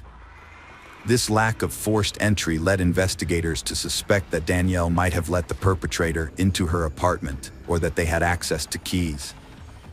As a result, Luis became the prime suspect. During the questioning, Luis became very emotional. The investigators pointed out that romantic relationships can sometimes have tragic outcomes. They started by asking Luis about his movements on the day Danielle died. Luis said he was at work all day. He last saw Danielle when he left for work that morning. They both left their apartment at 6:45 a.m., but Danielle went back inside to grab something. Luis stated that Danielle was anxious about an important meeting with management that day and was worried about it, seeming a little distracted. Luis stated that Danielle phoned him around 11:30 a.m. to invite him to lunch, but he declined due to his heavy workload that prevented him from leaving his job. Later that day, Luis attempted to reach Danielle, but she was unresponsive. He then contacted her coworkers and discovered that she had gone out for lunch but failed to return. As Danielle also wasn't answering their home phone, Luis grew concerned and left work to check on her. Upon arriving at the Ashley Lakes apartments, he noticed that the front door was unlocked and slightly open, which filled him with apprehension. The police asked Luis about his relationship with Danielle, including whether they frequently argued or had family issues. Luis reported that they got along well and were deeply in love. He became distraught, arguing that the police were wasting their time by questioning him and should instead focus on finding the actual perpetrator, who was still at large. The detectives also spoke with Danielle's friends and family, all of whom were convinced that Luis was incapable of harming her. The couple had been planning their wedding and were still very much in love. Luis's coworkers confirmed that he had been at work all day, which verified his alibi and led to his removal from the list of suspects. During the interrogation, Luis stated that Danielle's coworker, Jeff, a middle-aged manager, had been paying her excessive attention, which made her uncomfortable. This was corroborated by her boss when investigators visited her workplace. According to her boss, Danielle had previously complained about Jeff's behavior, alleging that he constantly hovered around her, disrupted her work, and acted inappropriately. Despite their significant age difference, Jeff was 40 and Danielle was 20. Jeff invited Danielle to lunch, but she declined, citing her engagement to a man she loved. Jeff, however, refused to accept her rejection, suggesting that things would be different if he were 20 years younger. The company Danielle worked for took her complaints very seriously. On the day of her death, she had a meeting scheduled to discuss the complaint she had filed against Jeff, a manager at the company. Danielle was extremely anxious about this meeting, as she worried it could jeopardize her career, being a relatively new employee. Her coworkers stated that Danielle left for lunch after the meeting, but never came back, which provided investigators with a time frame for when the attack on Danielle likely occurred. The investigators' suspicions about Jeff grew when they discovered he was away from the office at the time of the crime. Furthermore, he didn't return to the office until evening. Was this merely a coincidence, or could Jeff have killed Danielle in revenge for her complaint? The investigators needed to find answers to these questions and began to focus on Jeff as a prime suspect. They explored the possibility that Jeff tailed Danielle home and attacked her when she opened the front door, which would explain the absence of forced entry. Jeff was summoned for questioning and asked to detail his relationship with Danielle.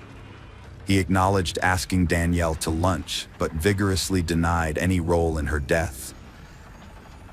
Although Jeff freely admitted having a liking for Danielle, he insisted he had never behaved improperly towards her and was taken aback when she lodged a complaint against him. When investigators suggested that Danielle's complaint might have motivated him to harm her, Jeff initially responded with indignation. He categorically denied being responsible for her death. Jeff claimed to have a solid alibi, stating that he spent the entire day with a colleague, driving around the city to resolve work-related issues. He provided the colleague's name, who corroborated his alibi, effectively ruling him out as a suspect. The next day, investigators reviewed the autopsy report, searching for clues to identify the killer. The report revealed that Danielle's cause of death was asphyxiation, suggesting she was caught off guard. The evidence indicated that someone had approached her from behind, pulled a stocking tight around her neck until she became unconscious, and then tied a knot to ensure she wouldn't regain consciousness. There were no signs of struggle or injury on her body, except for the ligature mark on her neck. It's possible Danielle never saw her attacker's face.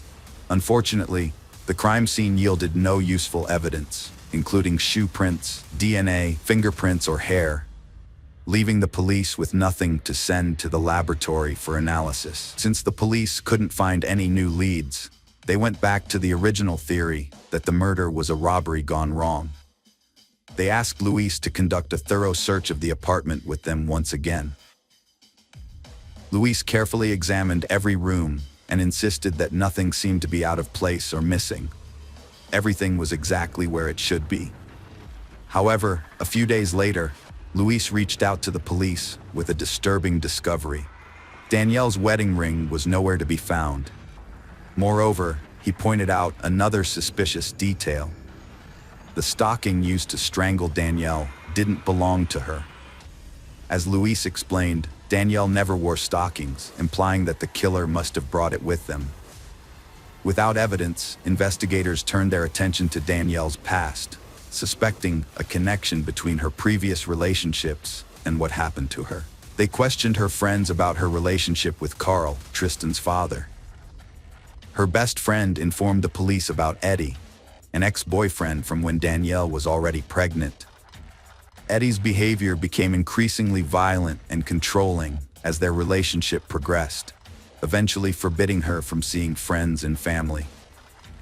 After giving birth to Tristan, their relationship further deteriorated, with Eddie starting to use illegal substances. This led Danielle to end the relationship, moving out to start anew. However, Eddie refused to accept rejection, behaving erratically. Consequently, Danielle sought a restraining order, which Eddie repeatedly violated by calling her, parking near her home, and even showing up at her workplace. Danielle's family informed investigators that Eddie had been calling her multiple times in the recent months, insisting on meeting her, but she would always hang up on him. To the detectives, Eddie seemed like the perfect suspect, so they located him and brought him in for questioning.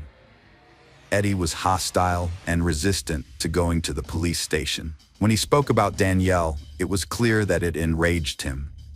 When questioned about his relationship with Danielle, his account contradicted what her family members had said. He asserted that he had never been violent towards her and denied any involvement in her death, claiming he hadn't spoken to her in over a year. However, the investigators knew he was lying because they checked Danielle's call history, which revealed that Eddie had indeed been calling her in the months preceding her death. To determine Eddie's whereabouts during the attack on Danielle, the police investigated his alibi. Eddie claimed to have been working far away from the Ashley Lakes apartments at the time, driving out of state as a tow truck driver. His boss corroborated Eddie's story, providing motel and gas receipts that proved he was out of state on the day Danielle died. This new evidence led to yet another dead end for the investigators. Similarly, Carl, Tristan's father, was also cleared from the list of suspects. 3 days after Danielle's death, a crucial lead emerged that altered the investigation's course. While interviewing Ashley Lakes apartment's residents, the police spoke with a woman who shared a strange encounter that had taken place a week prior to Danielle's death. According to her, she was awakened one morning by a knock on the door. After getting out of bed to look through the peephole, she saw no one. She returned to bed, but about a minute later, she heard the front door slam shut. Feeling scared, she got out of bed again, only to find a maintenance man standing in her living room. He claimed to be there to fix something in her apartment. However, the woman felt uneasy because he seemed more interested in looking at her than doing his job. Although she didn't know his name, she provided the police with a detailed description of him. Management at Ashley Lakes Apartments informed investigators about a separate incident involving another woman. This woman reported that a man she didn't know had entered her apartment, claiming he was there to perform maintenance and replace light bulbs. When she told him she didn't have any light bulbs that needed changing, he became flustered and said, "Maybe I have the wrong apartment," before leaving. At Ashley Lakes Apartments, there were 2 maintenance specialists on staff, but only one of them matched the description provided by the 2 women, 42-year-old Calvin Oliver. When the investigator showed the women Oliver's photo, they both positively identified him. Notably, Oliver had only begun working at the complex in September 1998. Prior to Danielle's death, a total of 10 residents reported that items including cash, checks, jewelry, and computers had gone missing from their apartments. What's more, there was no evidence of forced entry on the front doors of these apartments. In fact, one of the residents even suspected that the perpetrator was a member of the staff. Calvin Oliver was a prime suspect in the apartment robbery cases due to his living in the same residential complex, allowing him to move around freely without raising any suspicions. Moreover, Oliver possessed a master key, granting him unrestricted access to all apartments. The investigators decided to probe into Oliver's potential connection to Danielle Jennings. It emerged that Oliver had performed some work in Danielle's apartment a couple of weeks prior to her death, making him a person of interest. Given his access to the apartment and knowledge of Danielle and her fiancé Luis's work schedules, it was possible that Oliver had entered their apartment undetected. Perhaps Danielle had returned home for lunch, only to find Oliver already inside her apartment.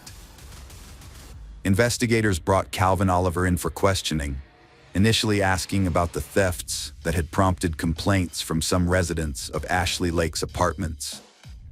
Oliver denied any involvement in these incidents.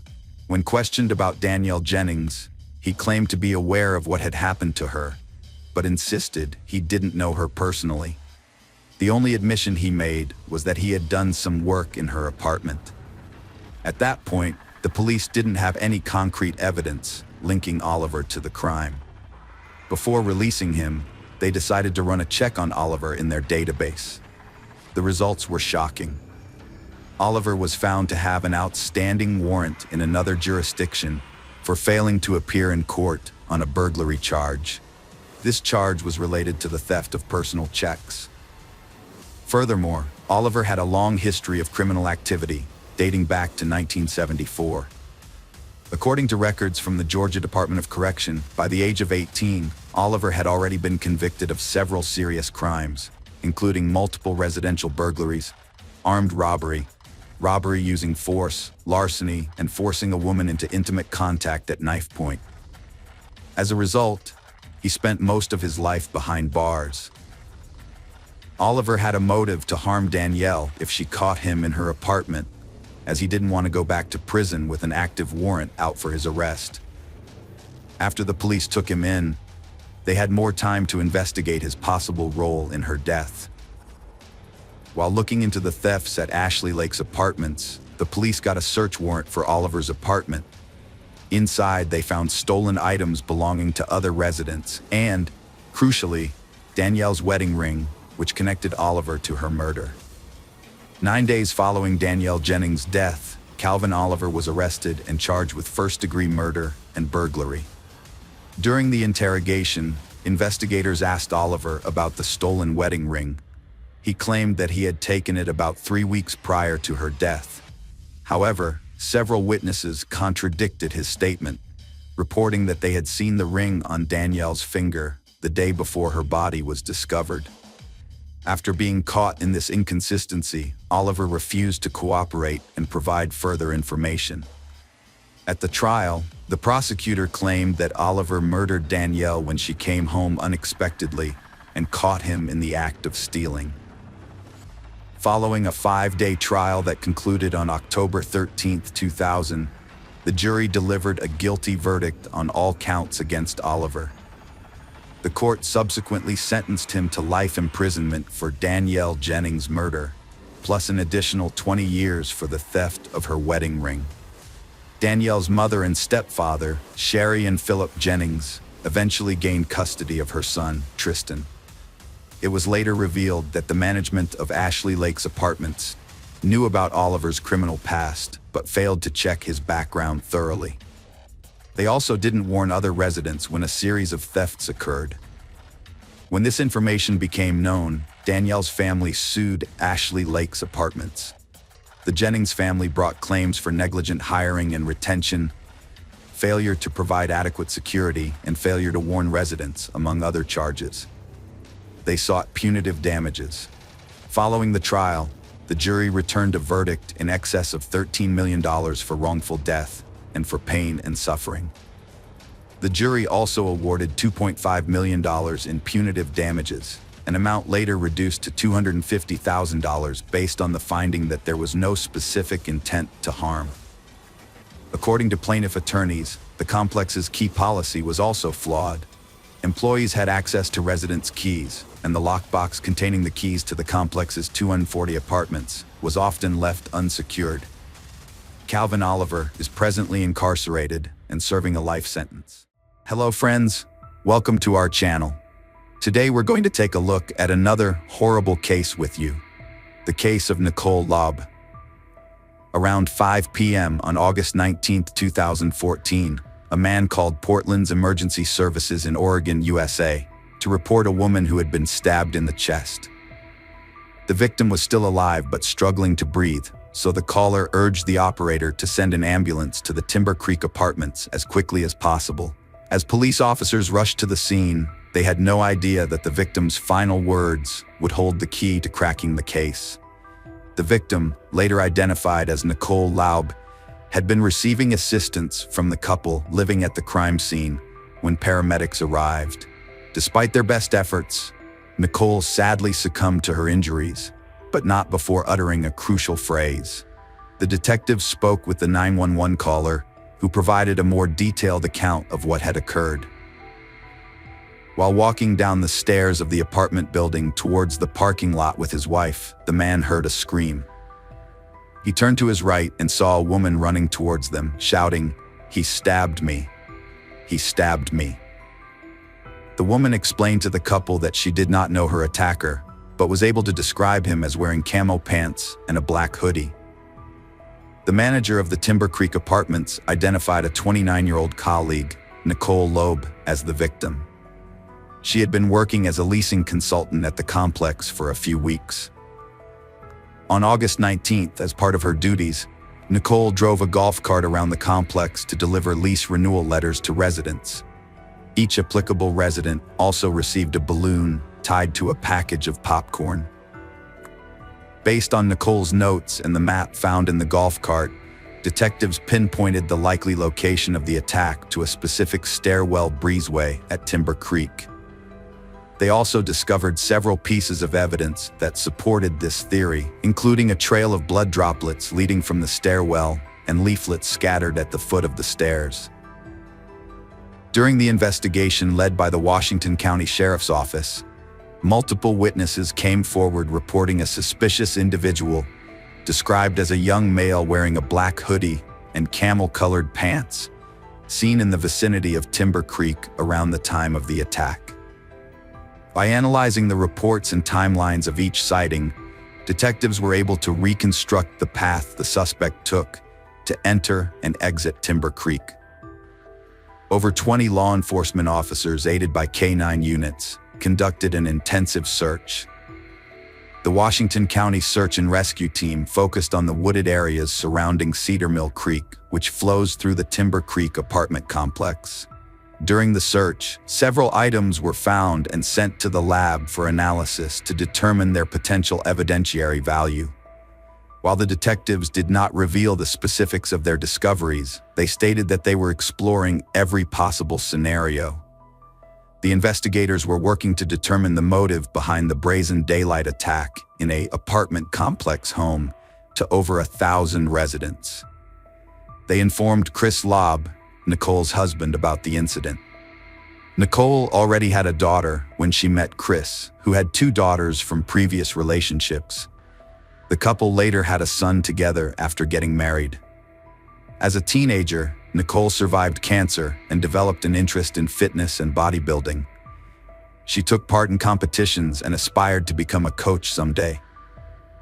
The police took steps to identify the perpetrator, ruling out robbery as a motive, since nothing was stolen and no attempt was made to remove her clothes.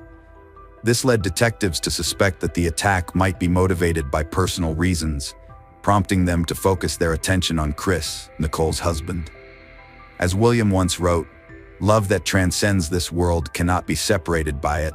Death cannot destroy what is immortal." Nicole was an extraordinary woman, a devoted wife, exceptional mother, and a friend to everyone. She was never afraid to express her faith or opinions openly with others. Her ultimate goal was to leave this world a better place than when she entered it.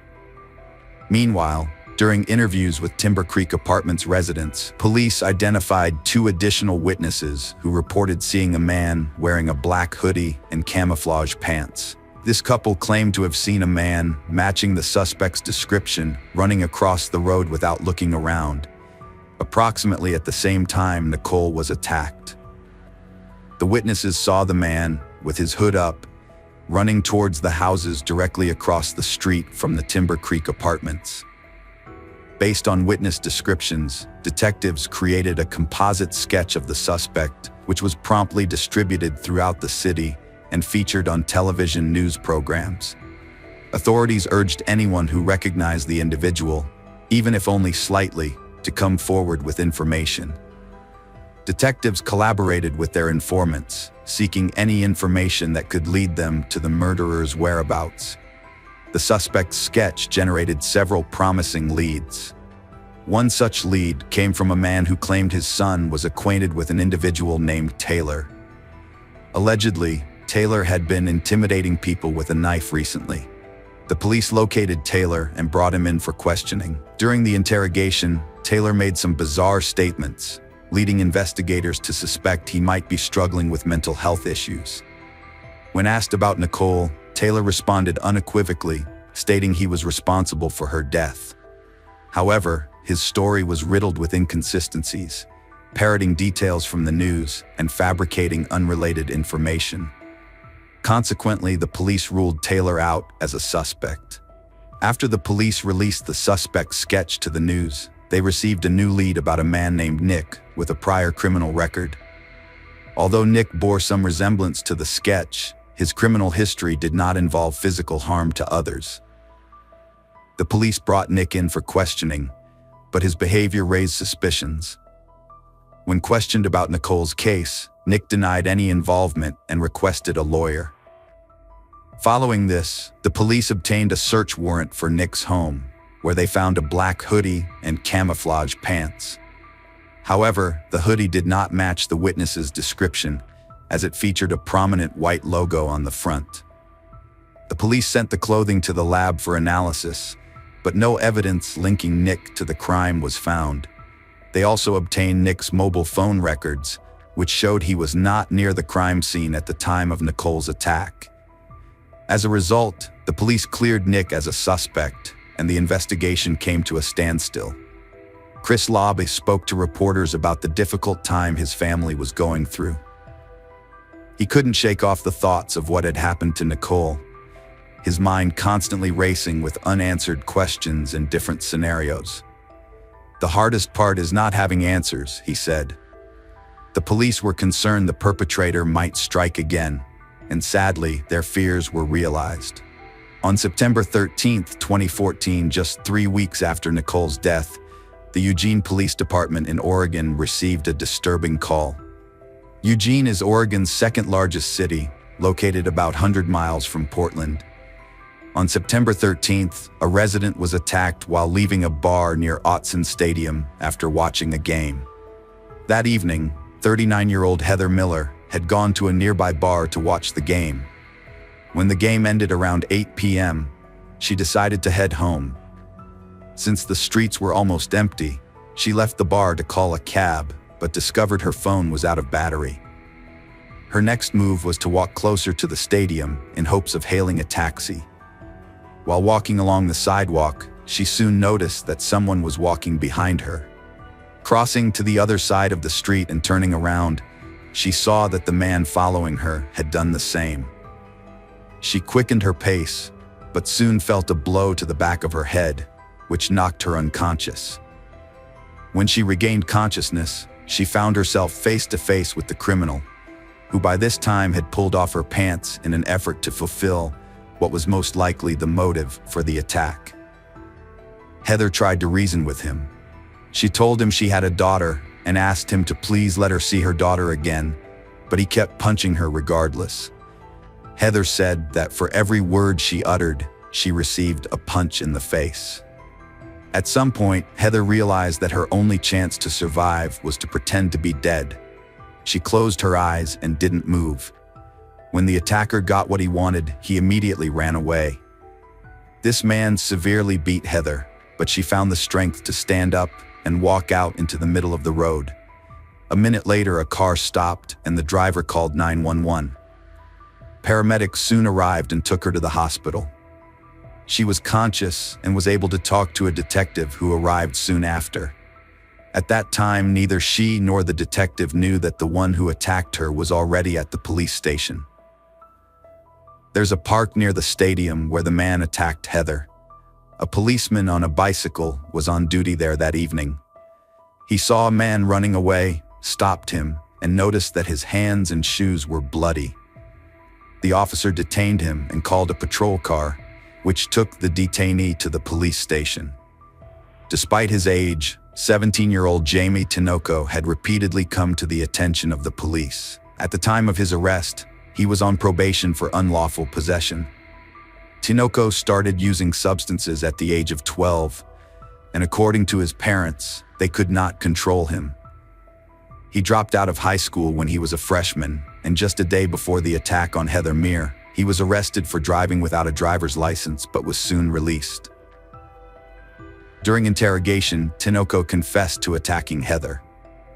The guy behaved absolutely calmly and indifferently because he had believed he'd done nothing wrong.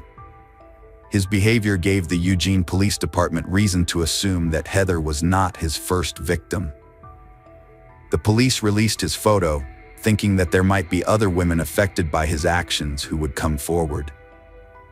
After releasing Tinoco's photo, the Eugene police caught the attention of detectives investigating Nicole Laub's death. They noticed that Tinoco's facial features bore a strong resemblance to those of the suspect in their composite sketch. As they dug deeper, they discovered that Tinoco resided with his parents in Portland, and their apartment was conveniently located directly across the street from Timber Creek. This alarming coincidence further fueled their suspicion that Tinoco might be the perpetrator responsible for Nicole Laub's tragic demise. The detectives questioned Jamie about Nicole Laub's case, hoping he would admit to assaulting her, just as he had confessed to assaulting Heather Miller. However, Tinoco denied any involvement in Nicole's death and refused to answer their questions. Consequently, the police had to search for evidence to connect him to Nicole Laub's murder. Jamie Tinoco had lived with his parents in a residence directly opposite the Timber Creek apartment complex.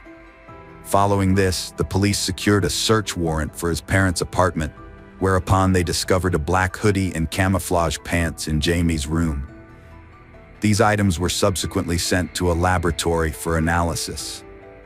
Nevertheless, the laboratory report proved disappointing, as it did not reveal any DNA evidence linking Nicole to any of Jamie Tinoco's possessions, and consequently the investigation stalled. Although there was no conclusive proof that Tinoco was responsible for Nicole's death, there was a significant amount of evidence connecting him to the assault on Heather Miller. During the trial related to the attack on Heather Miller, Tinoco did not dispute his involvement and even seemed to take pride in his actions, presenting himself as a youthful gang member. He was unapologetic, smiling, and conveying a sense of no remorse for what he had done. Tinoco had wandered away from a group of young offenders who were on a supervised trip with the Washington County Juvenile Department. He approached Heather from behind, hit her, knocking her out, and then pulled her into the bushes near Watson Stadium. As a result of the attack, Heather still experiences nightmares and flashbacks. She also suffered physical harm, including a chipped front tooth. Additionally, the attack left her with a broken nose and other injuries that required reconstructive surgery to fix. Since then, Heather has had to cope with the trauma by finding a new job, and even now, she becomes uncomfortable when people approach her from behind or when she walks alone on the street, especially at night. Heather Miller clutched two family members' hands as she sat with more than a dozen supporters before reading her statement aloud in the Lane County Circuit Court. Tinoco appeared to be grinning in court as the victim stood recalling the disturbing details of her attack, how she begged for her life to see her daughter again. When the judge asked Tinoco why he was grinning, he said he didn't know. The judge said the fact that he showed no remorse scared her and called Tinoco a danger to the public, imposing a maximum sentence. The victim, surrounded by her friends and family, walked out of the courtroom. As a brave mother of two, she had told the judge that she prayed Tinoco would never have the chance to harm anyone else in the same way. Refusing to be defined by her ordeal, she was determined to read her statement aloud and make her voice heard, demonstrating remarkable strength and resilience from the very beginning.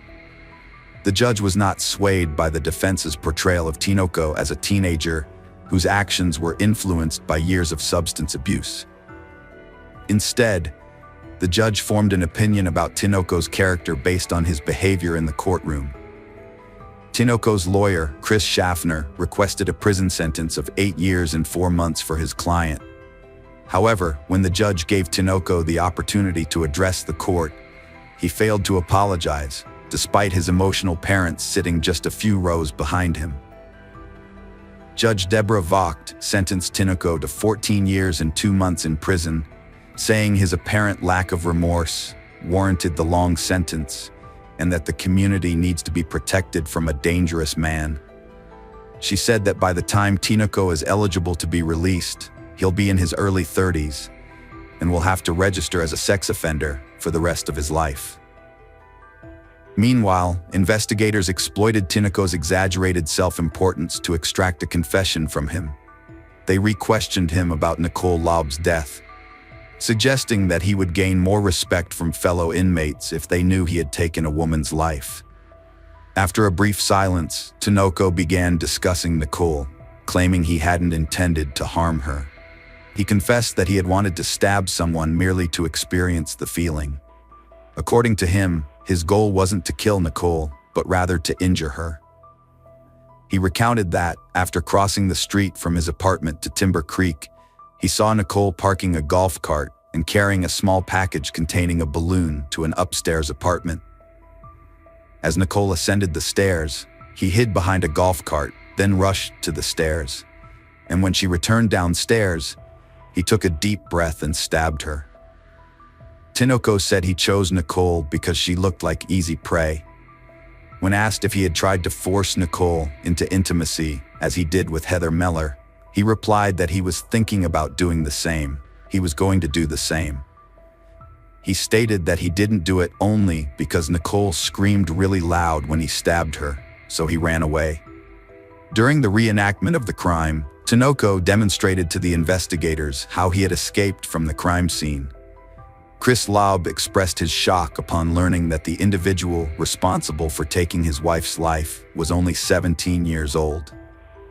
He stated, "As a father of a 13-year-old daughter, it's incomprehensible to think that someone just 4 years older than her could commit such a heinous act." The trial, which started in 2015, took an interesting turn when Tinoco proclaimed his innocence in court, contradicting his earlier confession during the interrogation. His lawyer emphasized that there was no DNA evidence to connect his client to the crime scene. Defense attorney Robert Axford made an emotional plea, saying, "I'm simply asking for mercy for this 17-year-old child who is severely mentally ill and has the potential to change his behavior with proper treatment to rectify the deep-seated issues he's struggling with." The defense called a second psychologist to testify, who had assessed Tinoco and concluded that he showed symptoms of schizophrenia. In contrast, a psychologist from the Oregon State Hospital, who had also examined Tinoco, disagreed, diagnosing a personality disorder rather than schizophrenia. Ultimately, the jury was convinced of Tinoco's guilt after viewing a video recording of his confession and a reenactment of the crime, which was part of the investigative experiment. During the reenactment of the crime, Tinoco revealed specific details that only the perpetrator who attacked Nicole Laub could have known. In the penalty phase, the jury faced two options: sentencing Tinoco to life imprisonment without parole, or to life imprisonment with the possibility of parole after 30 years.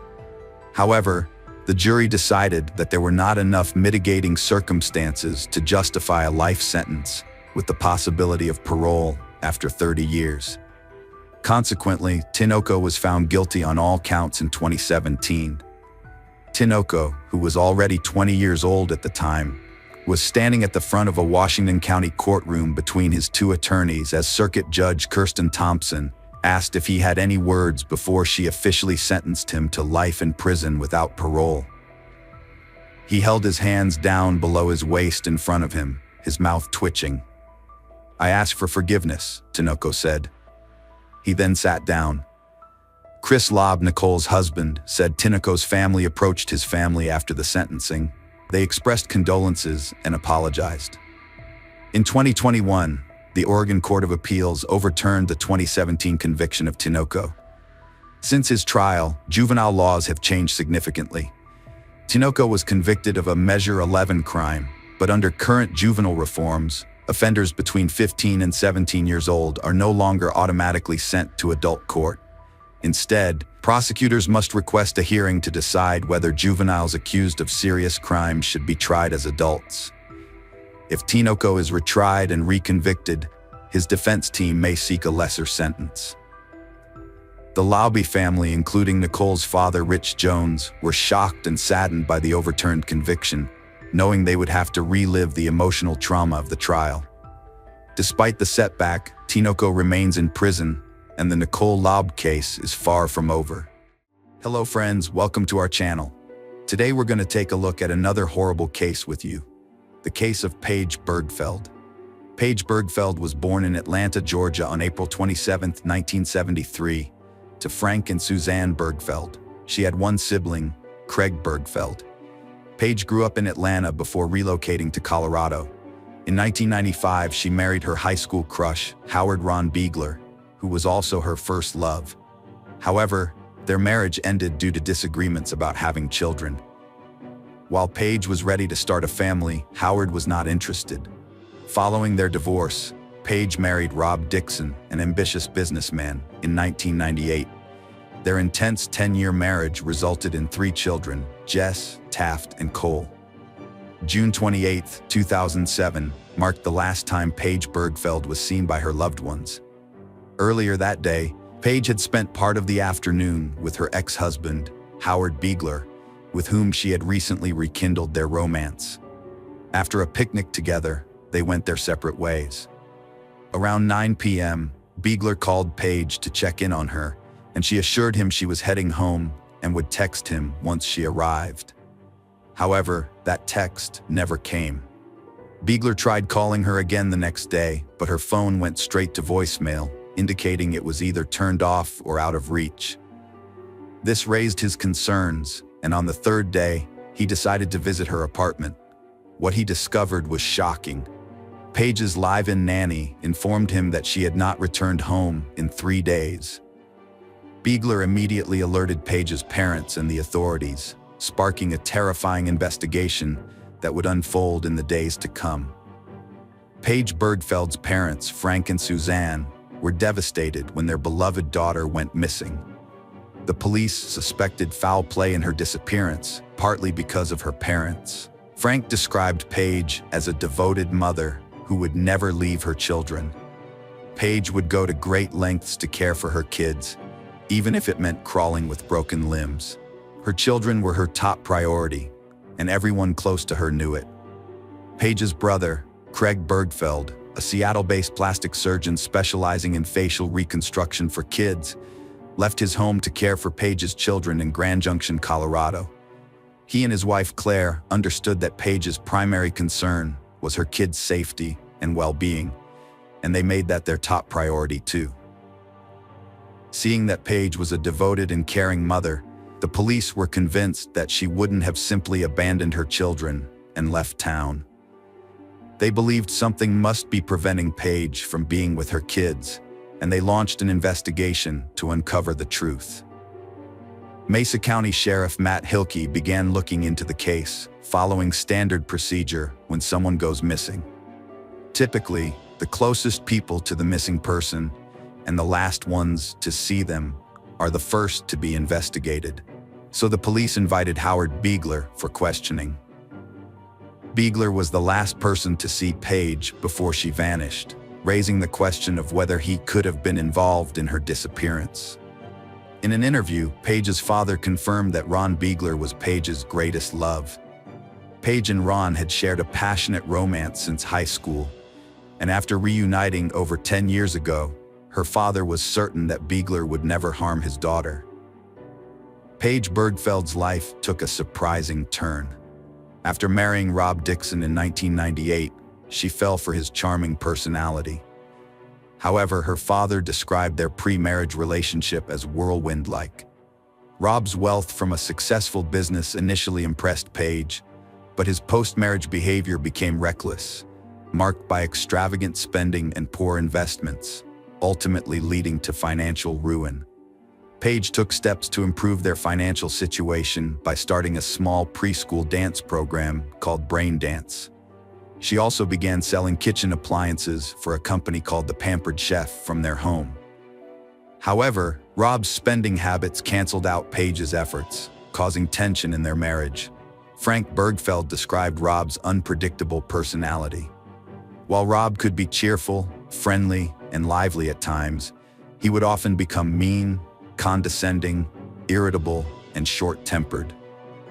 Rob Dixon's importance in the police investigation grew after a new discovery. Prior to her divorce, Paige had reported a threat to the police in October 2004. In a 911 call, she said Rob had threatened to kill the kids if she didn't let them stay with him, but the situation was resolved by the time police arrived. A year after the first incident, Paige Bergfeld reported another disturbing altercation to 911. She and her husband Rob had a fight, during which he pushed her to the ground while she was holding their baby, and then punched her in the stomach. This time, the police arrested Rob, but he was released after completing an anger management course. The Mesa County Sheriff's Office questioned Rob Dixon about Paige's disappearance. Rob claimed to have been in Philadelphia on the day she went missing, which was supported by the fact that he had moved there after their divorce. Despite his history of violent behavior towards Paige, Rob had a solid alibi, having been 2,000 miles away from Grand Junction at the time of her disappearance. The police did not release details of their interview with Rob to the public. Paige's father, Frank Bergfeld, realized that even someone with a troubled personality like Rob couldn't have committed murder from such a distance. Although Rob was no longer a suspect, the Bergfeld family still had concerns about him. 3 months prior to her disappearance, Paige posted disturbing content about Rob on an online message board, where she shared that her children would often ask her if their father was going to kill her. In the post, she confided that she could imagine her kids wondering what life would be like if she were actually dead. With both of Paige's ex-husbands possessing solid alibis, the police were forced to broaden their suspect search. However, after investigating those close to Paige Bergfeld, the police were still unable to find a suspect, leaving them to ponder who could be responsible for her disappearance. Ultimately, this led to a stunning revelation about Paige Bergfeld herself. Paige Bergfeld was a devoted mother with a bubbly personality, loved by her family and friends. But behind her happy family scenes, she led a secret double life.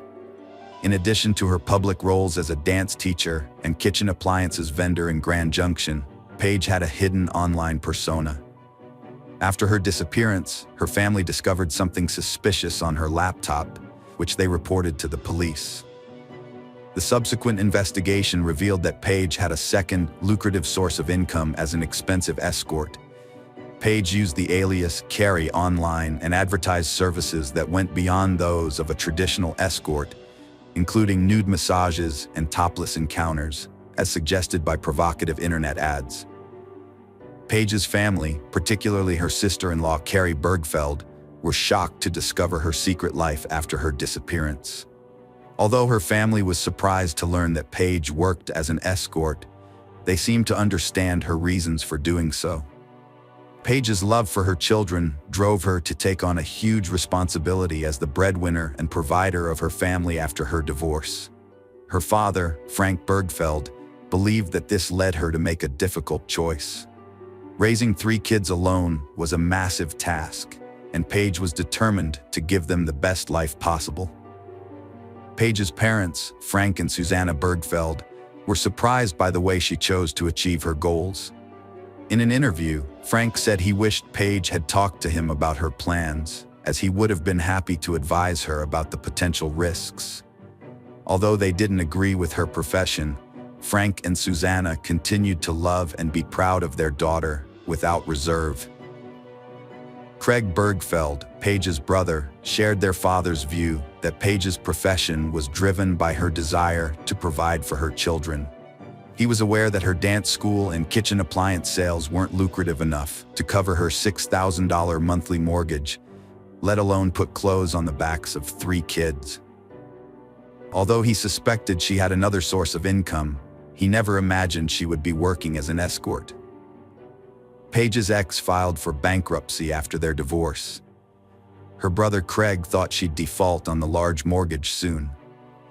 But Paige surprised him and his wife C by buying her first home with her 2 jobs teaching dance and selling kitchen equipment.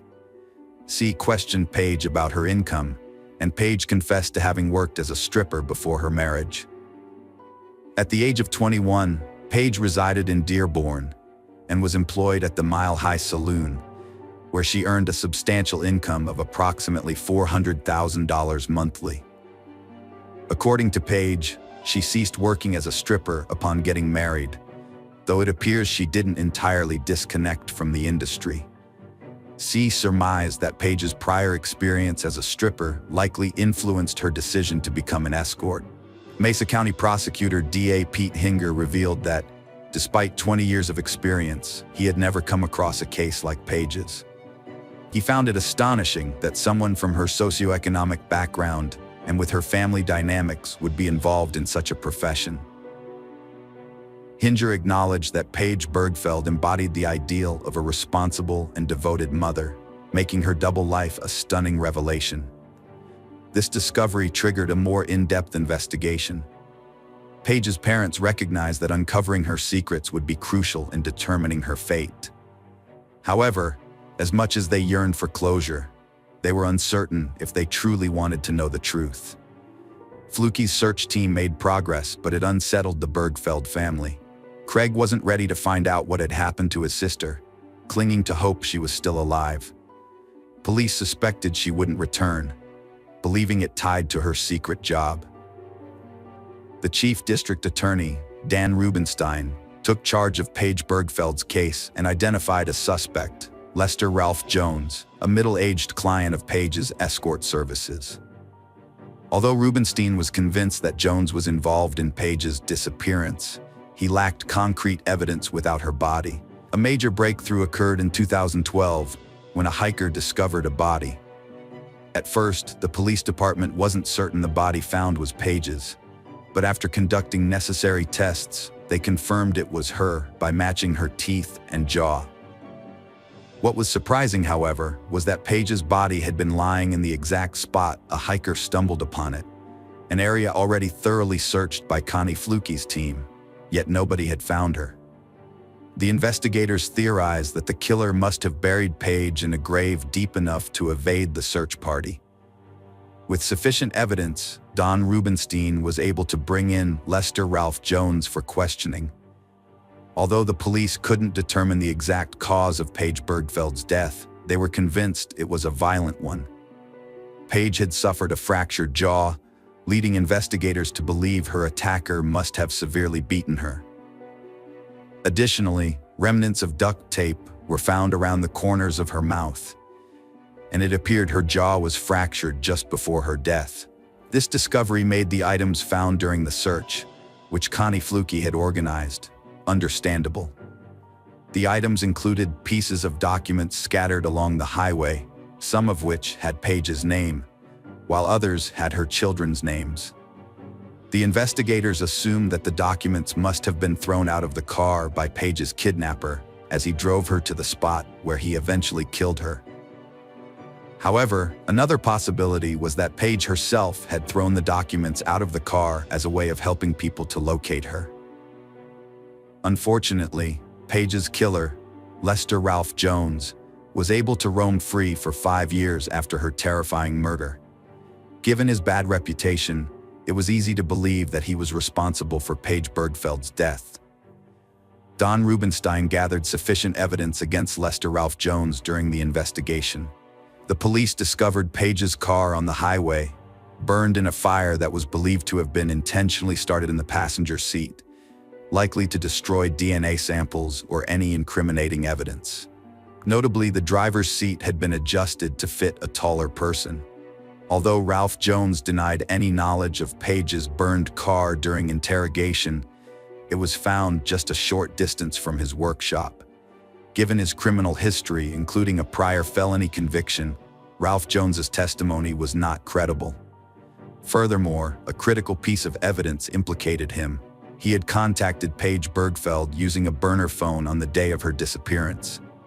Despite his denial of purchasing the phone, a CCTV recording showed him doing so. Ralph Jones frequently used Paige's escort services, unaware that he was a ruthless killer. However, it was a conversation with local Sheriff Sergeant Art Smith that ultimately led to his downfall. The sheriff had confiscated 2 of Jones's vehicles, prompting an unexpected and shocking response from Ralph. His reaction was that of a man consumed by guilt. When Sergeant Smith inquired about the cars, Jones casually asked where he would bury a body. This cryptic comment, combined with other evidence, provided the crucial breakthrough the police needed.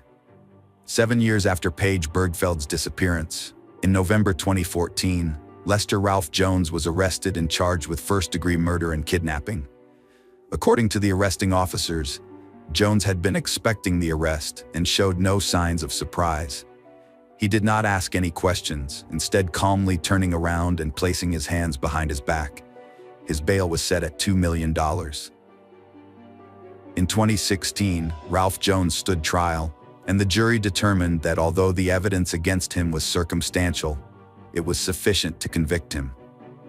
9 years after Paige vanished, the jury delivered a guilty verdict in December 2016, finding Ralph Jones responsible for her murder and kidnapping, and he received a life sentence. Hello friends, welcome to our channel. Today we're going to take a look at another horrible case with you. The case of Anna Repkina. On April 17, 2017, a caretaker named Russell found a dead body in the Oregon forest. The woman was Anna Repkina, a Russian native who had been shot in the head and had various trash around her body. Russell reported the discovery to the police. Anna Alexieva Repkina, from Chelyabinsk, Russia, came from a respectable family. She was intelligent, hardworking, and had a passion for travel, rock music, cats, and capturing memories through photography. Anna valued love and longed to be loved in return. She aspired to get married, have children, and build a family home. Those who knew her still cherish the memory of her infectious sense of humor, which made her a joy to be around. In 2016, Anna's 7-year relationship with her high school sweetheart came to an end, leaving her heartbroken. However, she refused to give up on her dreams of finding true love. With online dating becoming increasingly popular, Anna decided to take a chance and signed up for several websites. It was on a Russian dating site that she matched with someone who seemed to fit her ideal perfectly. His name was William Hargrove, a 26-year-old from Oregon who worked as a bouncer and mechanic. Interestingly, William had a strong affinity for Russian culture, and he claimed to have fallen for Anna as well. William treated Anna with kindness, frequently praising her. Despite being physically distant, he made an effort to be emotionally present when she needed him. His friends described him as a charismatic, passionate, and likable individual with a great sense of humor. He was a driven person who inspired those around him to pursue their goals. According to his former roommate, William had a remarkable ability to talk his way in or out of any situation. Anna and William communicated daily, and their online relationship rapidly became serious over a few months. They seemed destined to be together, sharing a deep connection. Their common interests, such as enjoying live music and having a similar sense of humor, made them a perfect match, as observed by their friends. Anna and William were very compatible. William was extremely sweet. Despite being separated by continents, he would frequently send her flowers. Soon, they started discussing meeting in person. In December 2016, they decided to take their months-old relationship to the next level. Anna booked a flight to Oregon to see William. However, Anna made a mistake on her first attempt. She accidentally booked a ticket for Portland, Maine, instead of Portland, Oregon. By the time she realized her error, she had already flown to Maine. Still, she was determined to spend the Christmas holidays with her boyfriend. She corrected her flight issues and arrived in Oregon on time. William picked her up from the airport. Anna and William shared 10 wonderful days together. He took her on guided tours, and they explored the seaside, played in the snow, and snuggled up by the fireplace. He introduced her to his friends, making their time together even more special. As the clock struck midnight on New Year's Eve, they joyfully shouted, "Happy New Year," and shared a romantic kiss. For both of them, it was the perfect Christmas, and they both felt they were meant to be together. After Anna's 10-day visit came to an end, William proposed to her with his grandmother's emerald ring, and she happily accepted. From that moment on, the two were engaged. However, what Anna was unaware of was that William had been unfaithful to her. He had been secretly involved with Michelle Chavez, his 33-year-old landlady, who was already married with 2 children. William had been renting a room in Michelle's home, and their affair had been ongoing for over a year, even before Anna's visit. In reality, Anna had unknowingly met Michelle, who was posing as William's landlady, and was in fact William's romantic rival. Michelle was aware that her boyfriend, William, had brought his girlfriend, Anna, to her home. She didn't confront them, possibly thinking that William would never leave her or that Anna was insignificant. Just like her own husband. Whatever her reason, she kept quiet. However, things became clearer when Michelle discovered the engagement ring. Anna, thrilled with the news, posted a picture of her ring on Facebook. The post appeared on Michelle's homepage, thanks to the algorithm. Michelle was furious, not just because William was engaged to another woman, but because she had planned to leave her husband for him. In a bold move, Michelle took off her wedding ring and handed it to William. The ring was identical to Anna's engagement ring. It was the same one William had recycled. Michelle expressed her anger to William, who repeatedly assured her that Anna meant nothing to him and that he would break off the engagement on March 1st, 2017. Meanwhile, Anna returned to Oregon, preparation in full swing. She had packed her wedding dress in a suitcase and had even resigned from her job, ready to start a new life with her fiancé, William. Michelle grew concerned about the seriousness of Anna and William's relationship, so she decided to intervene. One day, she reached out to Anna on Facebook and revealed everything that had been going on.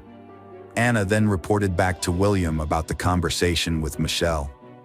However, William dismissed Michelle's concerns, attributing them to jealousy as his ex. Despite this, the couple was determined to move forward with their plans, ignoring Michelle's warnings. They proceeded to schedule their wedding for March 23rd, planning to exchange vows by the seaside. Anna wore the wedding dress she had brought from Russia, and they headed to the beach for the ceremony. However, the officiant failed to show up. After waiting for what felt like an eternity, they returned home, deciding to try again in April.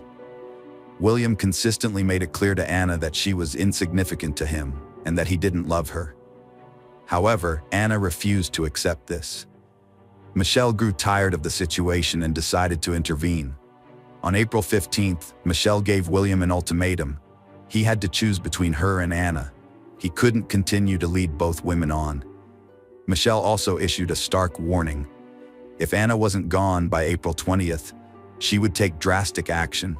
Building a snowman was a sinister euphemism for killing someone and hiding their body in a location where it would remain frozen and undiscovered.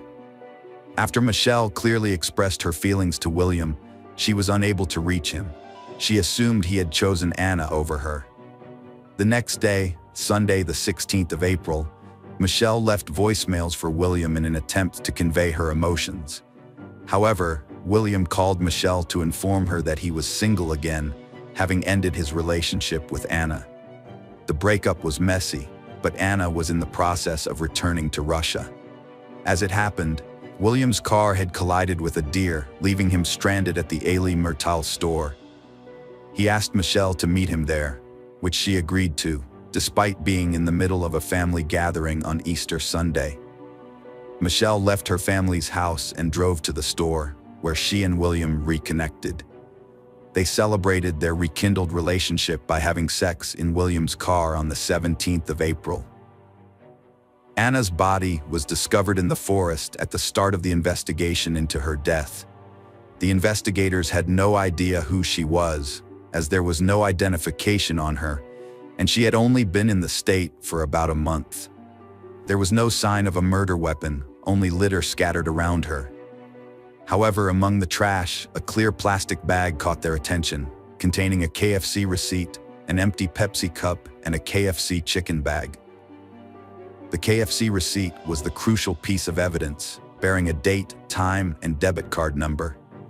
The debit card was traced back to Kevin Thomas, who was subsequently tracked down by the investigators. Kevin revealed that he and William had a weekly habit of getting lunch at KFC every Friday, and the receipt was from a purchase about a week before his questioning. Kevin had been the one to expose William's complicated romantic relationships. The investigation into Anna's death was the only reason William's infidelity had ever come to light. Kevin also recalled that William had borrowed his shotgun, claiming he wanted to go to the woods to blow off some steam. After obtaining Kevin's statement, the police shifted their focus to William and Michelle. William's behavior became increasingly suspicious, as he was caught on camera in stores where he had purchased cigars and Star Wars Legos. He even confided in Kevin that he was splurging on things he couldn't afford in an attempt to lift his spirits. On the 16th, William broke down in tears in the arms of a store employee, claiming his girlfriend had just dumped him. However, William had actually moved back in with Michelle, and when questioned by the police about his whereabouts on the 16th of April, he falsely stated that he had gone for a drive with Michelle. When asked about his relationship with Anna, William denied any romance, saying he had met her in Corvallis while out walking, went on 2 dates, but realized it wouldn't work out between them, which ended things between them. William said the last time he saw Anna was in mid-March. He also mentioned that Anna had mistakenly posted about their engagement on Facebook, which caused trouble for him with his actual partner, Michelle. William was questioned about trash near his late fiancée, Anna Rapina's body. He confessed to littering, but claimed he'd thrown KFC trash away 40 miles from the scene. Investigators were skeptical. When told his trash was found near another murder victim, William was shocked, then asked for a lawyer. He was arrested April 19th for Anna's murder. Michelle was questioned after William's arrest. Initially, she stuck to their rehearsed story, saying they spent the day together. However, under continued questioning, she admitted lying and gave a new account, claiming William was supposed to call and pick her up, but never did. Later, when Michelle was being questioned by the police, they told her that her boyfriend of a year and a half was being held in custody on suspicion of murder. Her response was a simple, "Okay." The investigator found this reaction suspicious and highlighted it, which caused Michelle's emotions to become visible.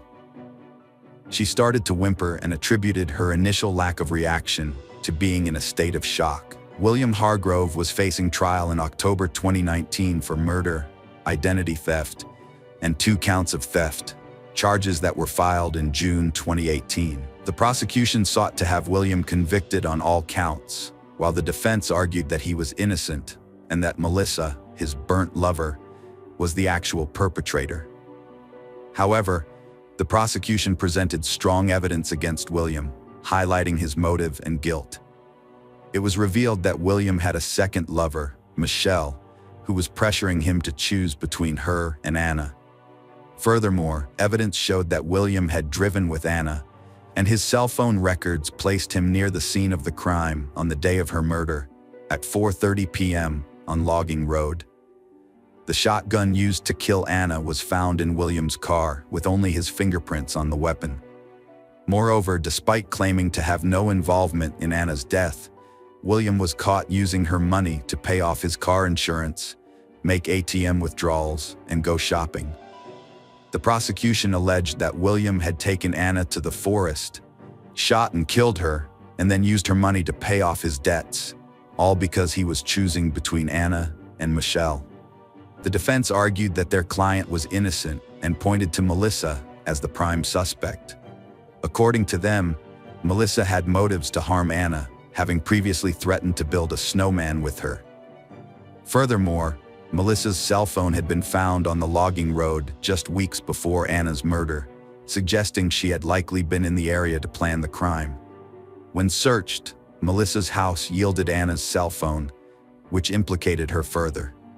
Despite this, Melissa was not charged with any crimes and was called as a witness for the prosecution. Melissa took the stand to testify about her relationships, including how she met William and the dynamics between them. As a late-night cab driver, she had met William at the bar where he worked. With her husband's knowledge and consent, she started an affair with William, which grew intense over time. Eventually, William even rented a room in her house to be closer to her. Both her marriage and her relationship with William were open, meaning they allowed each other to have outside relationships. When Anna first appeared, Melissa wasn't interested. However, by Anna's second visit, which seemed like it would be a long-term stay, Melissa was upset, particularly after seeing her own wedding ring on Anna's finger. Although Melissa had given William an ultimatum, she was not involved in his harming Anna. She claimed she never intended for Anna to get hurt or worse, lose her life. Melissa continued to defend herself against the defense's allegations. The threat about building a snowman was a joke, albeit an extreme one, which was a family joke. Her cell phone was indeed found in the forest, but William had driven her there. She had no idea why he did so or what he was planning. Furthermore, William had given her Anna's cell phone the day before he was questioned by the authorities. Melissa's testimony lasted for 14 hours. Besides Melissa, around 70 other people gave testimony, including Anna's mother, William's best friend and roommate, as well as some of Melissa's family members. In her hometown in Oregon, Melissa faced intense scrutiny, with locals criticizing and bullying her. At one point, she even attempted to take her own life, but fortunately, it was unsuccessful. Prosecutor praised Melissa's efforts, calling them tough, super tough. After a month of court appearances, the judge asked the jury to deliver a verdict. They deliberated for under 3 hours, finding no evidence linking Michelle to Anna's death, unlike William, and clearing her alibi. William maintained his not guilty plea, but the overwhelming evidence proved conclusive, and he was found guilty on all counts, receiving a life sentence with the possibility of parole after 25 years. His attorney, however, announced plans to file an appeal. The jurors in Anna's case developed a strong bond during the trial. After the verdict, they were escorted to the logging trail, the site where Anna's body was found, to pay their respects. Anna will be remembered as a brave young woman who left her Russian homeland to build a new life in the United States. Hello friends, welcome to our channel. Today we're going to take a look at another horrible case with you. The case of Laci Peterson. Laci Rocha was born on May 4, 1975, to Sharon and Dennis Rocha. When Laci and her older brother Brent were still young, their parents got divorced. After the divorce, Laci's mother married Ron, a dairy farmer, who became a significant father figure in her life. Ron helped raise Laci and played an important role in her upbringing.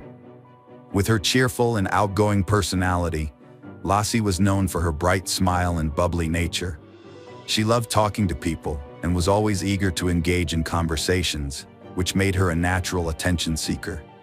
She thrived in social situations and was very popular.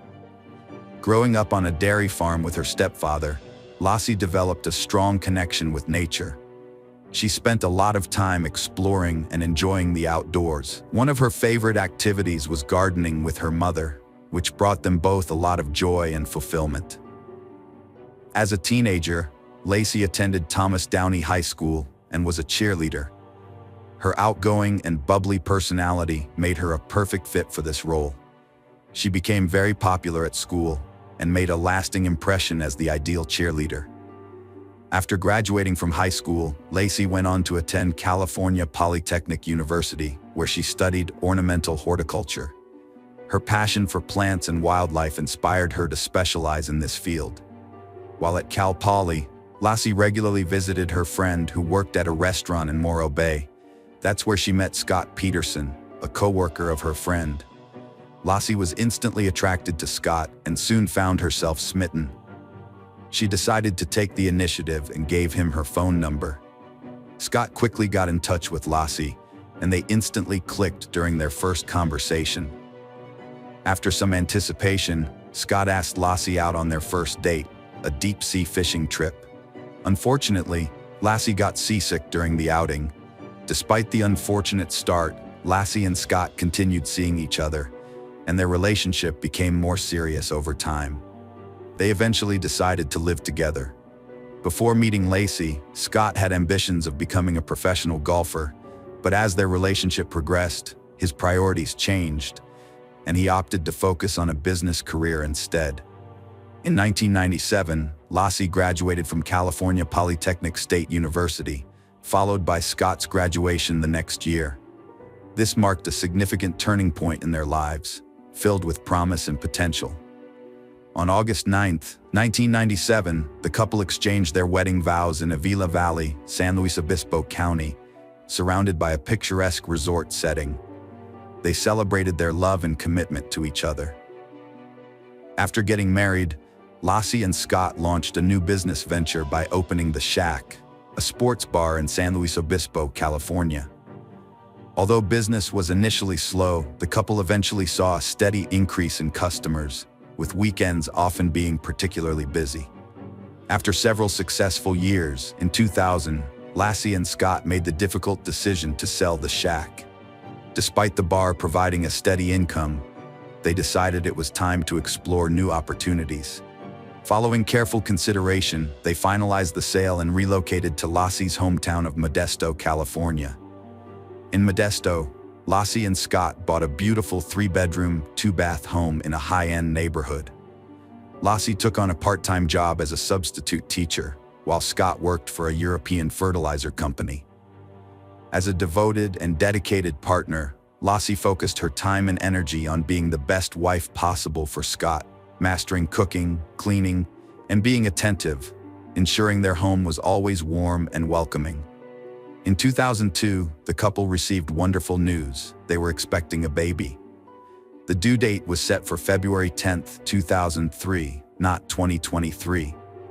Upon learning the baby's gender, they happily announced that Lacey and Scott were having a boy. They finally chose the name Connor for their little bundle of joy on December 24, 2002.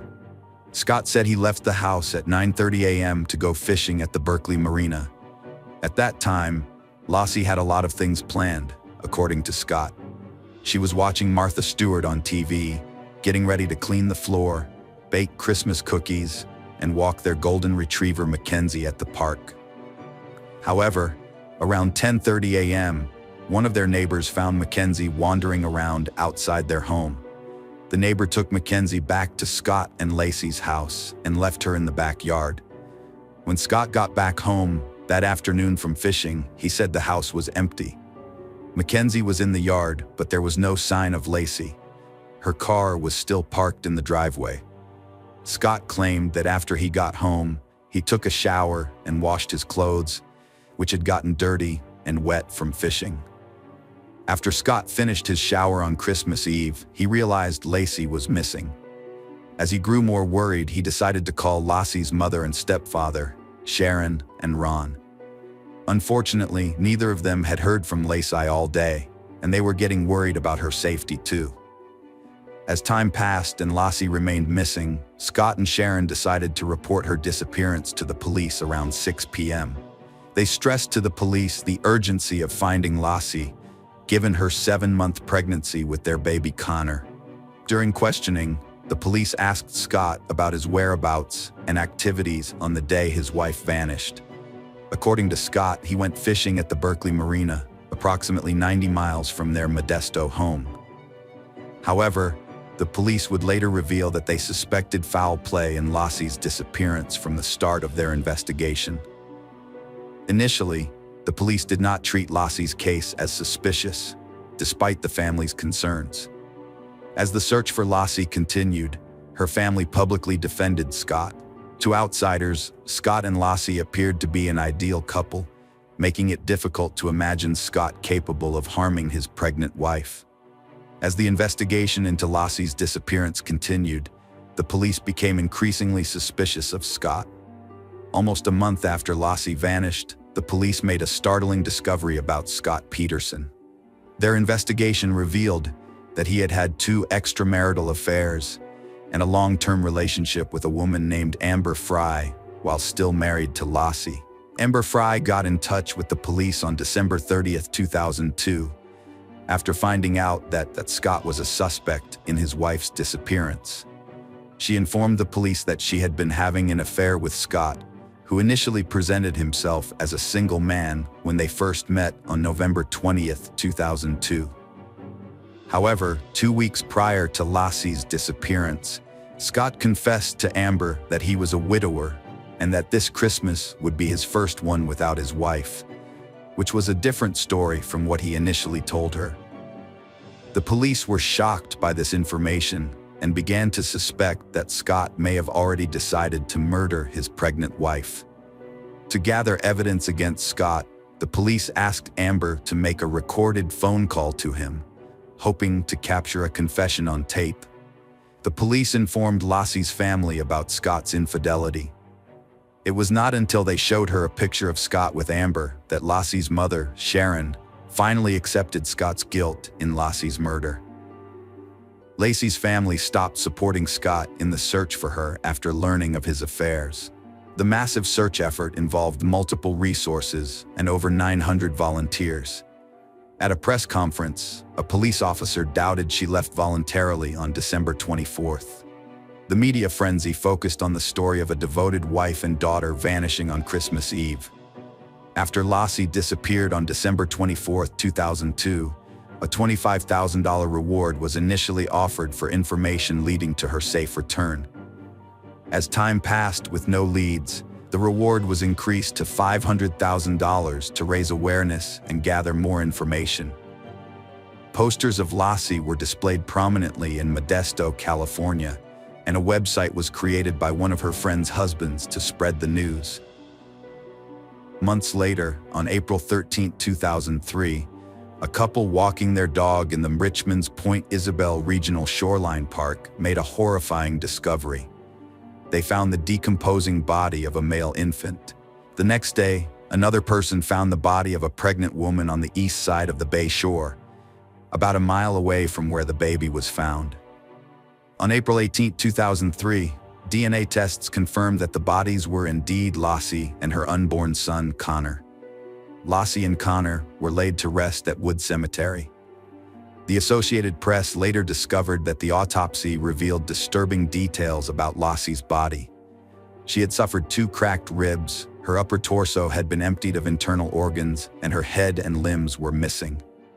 The medical examiner concluded that the baby had died while still in Lassie's womb and was expelled after her death. Furthermore, the autopsy found 1.5 loops of nylon tape around the baby's neck and a significant cut on its body. To investigate Lassie's disappearance, agents from the FBI and the Modesto Police Department searched the residence of Scott and Lacey. They discovered several intriguing clues, including a piece of hair found in Scott's pliers on his fishing boat. A DNA sample from the hair matched Lacey. In addition to searching their home, the FBI thoroughly examined Scott's truck and warehouse, looking for any potential evidence linking him to Lassie's disappearance. They also searched Scott's boat, where they found a homemade anchor. Scott claimed he made the anchor using a 90-pound bag of concrete to repair his driveway. However, the state believed that Scott had made 5 anchors, using 4 of them to weigh down Lassie's body in the San Francisco Bay. Lassie and her baby son Connor's bodies were found in San Francisco Bay. After this, Scott was arrested near a golf course. Notably, Scott's hair was bleached blonde and his car was packed with $115,000, survival gear, camping equipment, 4 cell phones, and 2 driver's licenses. This evidence suggested he was preparing to flee, but his father claimed the license was borrowed to get a golf course discount, and the packed car was due to media scrutiny. Scott's trial started a year after his arrest in June 2004. In their opening arguments, the prosecution presented its case to the jury, claiming that they had evidence Scott murdered Lassie because of his affair with Amber Frey. The prosecution highlighted Scott's suspicious behavior in the days leading up to and following Lassie's disappearance, pointing out inconsistencies in his initial police statement.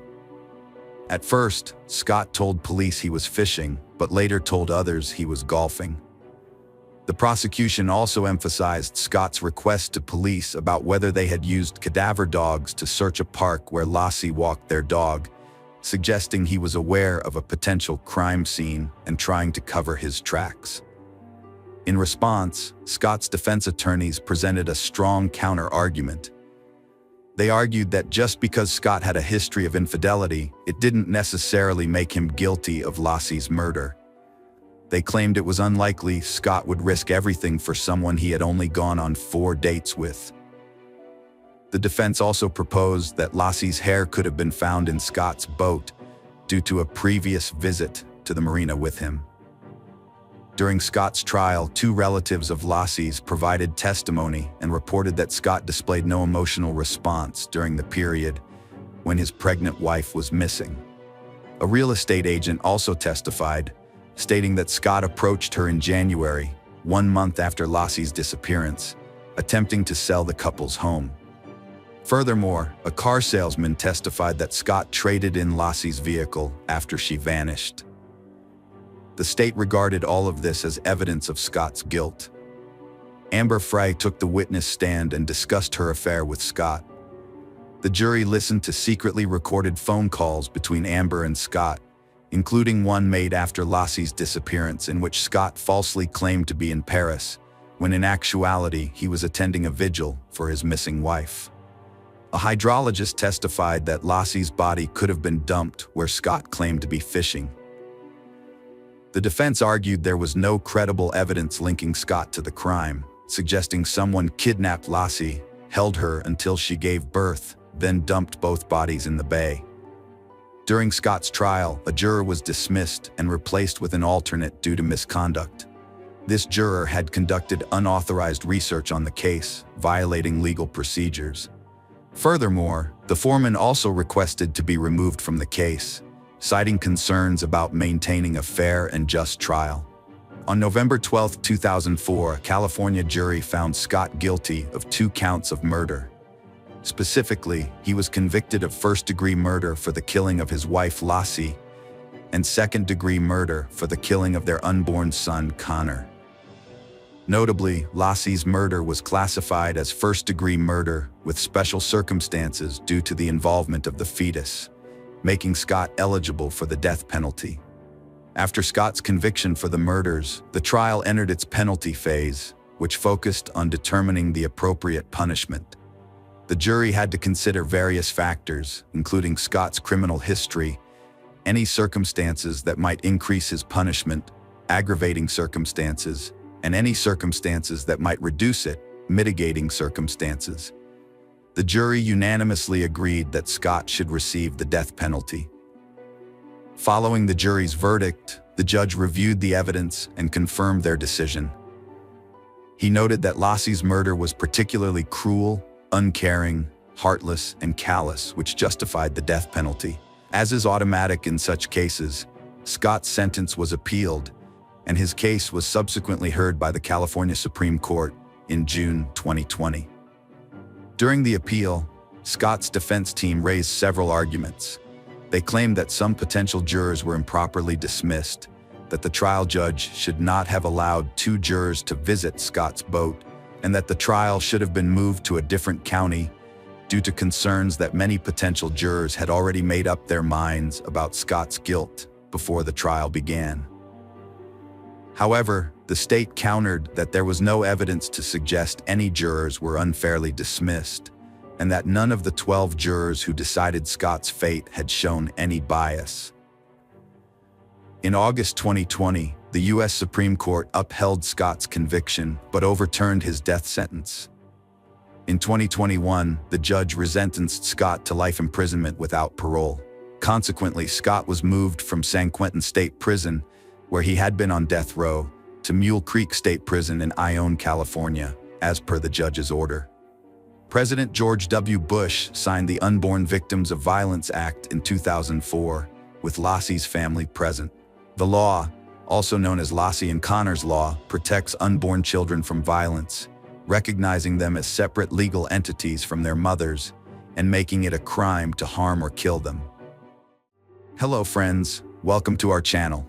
Today we're going to take a look at another horrible case with you, the case of Chris Watts. Shanann and Christopher Watts, both from North Carolina, met in 2012. Shanann was from Aberdeen, while Chris hailed from Spring Lake. On November 3, 2012, they got married, but not everyone was pleased with their union. Chris's parents, Cindy and Ronnie Watts, did not attend the wedding due to Cindy's dislike of Shanann and the way she treated her son. A year after their wedding, Shanann and Chris made a significant decision to buy a new home in Frederick, Colorado. This marked a new chapter in their lives as they started fresh in their new home. After relocating to Colorado, the couple looked forward to starting a family. Their dream was realized on December 17, 2013, with the birth of their daughter, Bella Marie.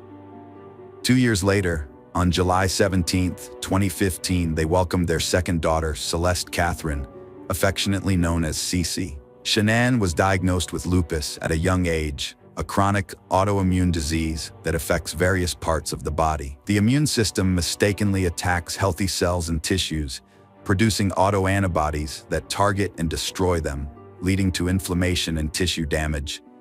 This diagnosis brought devastating news. It would be challenging for her to conceive and have children. Shanann had always dreamed of becoming a mother, and this revelation shattered her. However, she defied the odds, experiencing the incredible joy of motherhood, not once, but twice. Shanann was a warm and compassionate person who radiated kindness and positivity. Those who knew her described her as a loving and caring individual who made everyone feel welcome. She had a driven personality, always striving to create a better life for herself and her family. Her vibrant and warm nature effortlessly drew people to her. Shanann was an exceptional mother to her two daughters, Bella and Cece. Her love for them was boundless, and she cherished being a mother more than anything in the world. She was dedicated to providing for her children in every way possible, nurturing and supporting them unconditionally. Bella, the older sibling, was a caring and nurturing child who enjoyed taking care of her younger sister. Cece, on the other hand, was a lively and energetic child who brought joy and laughter to everyone's lives with her vibrant personality. Shanann's friends and family thought she had a perfect marriage, but they found Chris hard to get close to. Despite this, they welcomed him because Shanann was deeply in love with him. In 2015, Shanann and Chris filed for bankruptcy due to significant financial struggles. These included a large mortgage, car payments, loans, medical bills, and a substantial amount of credit card debt. At the time, Chris worked at Anadarko Petroleum, and Shanann worked at a children's hospital call center. By 2016, Shanann had started a new career as a consultant for a multi-level marketing company. She sold a nutritional supplement called Thrive, which was administered through a patch. Shanann was extremely passionate about her job. According to a coworker, Cynthia DeRosette, everyone who met her was drawn to her energy. Shanann was happy with her life, husband, and two daughters, but she had one wish remaining: to have a baby boy to complete their family.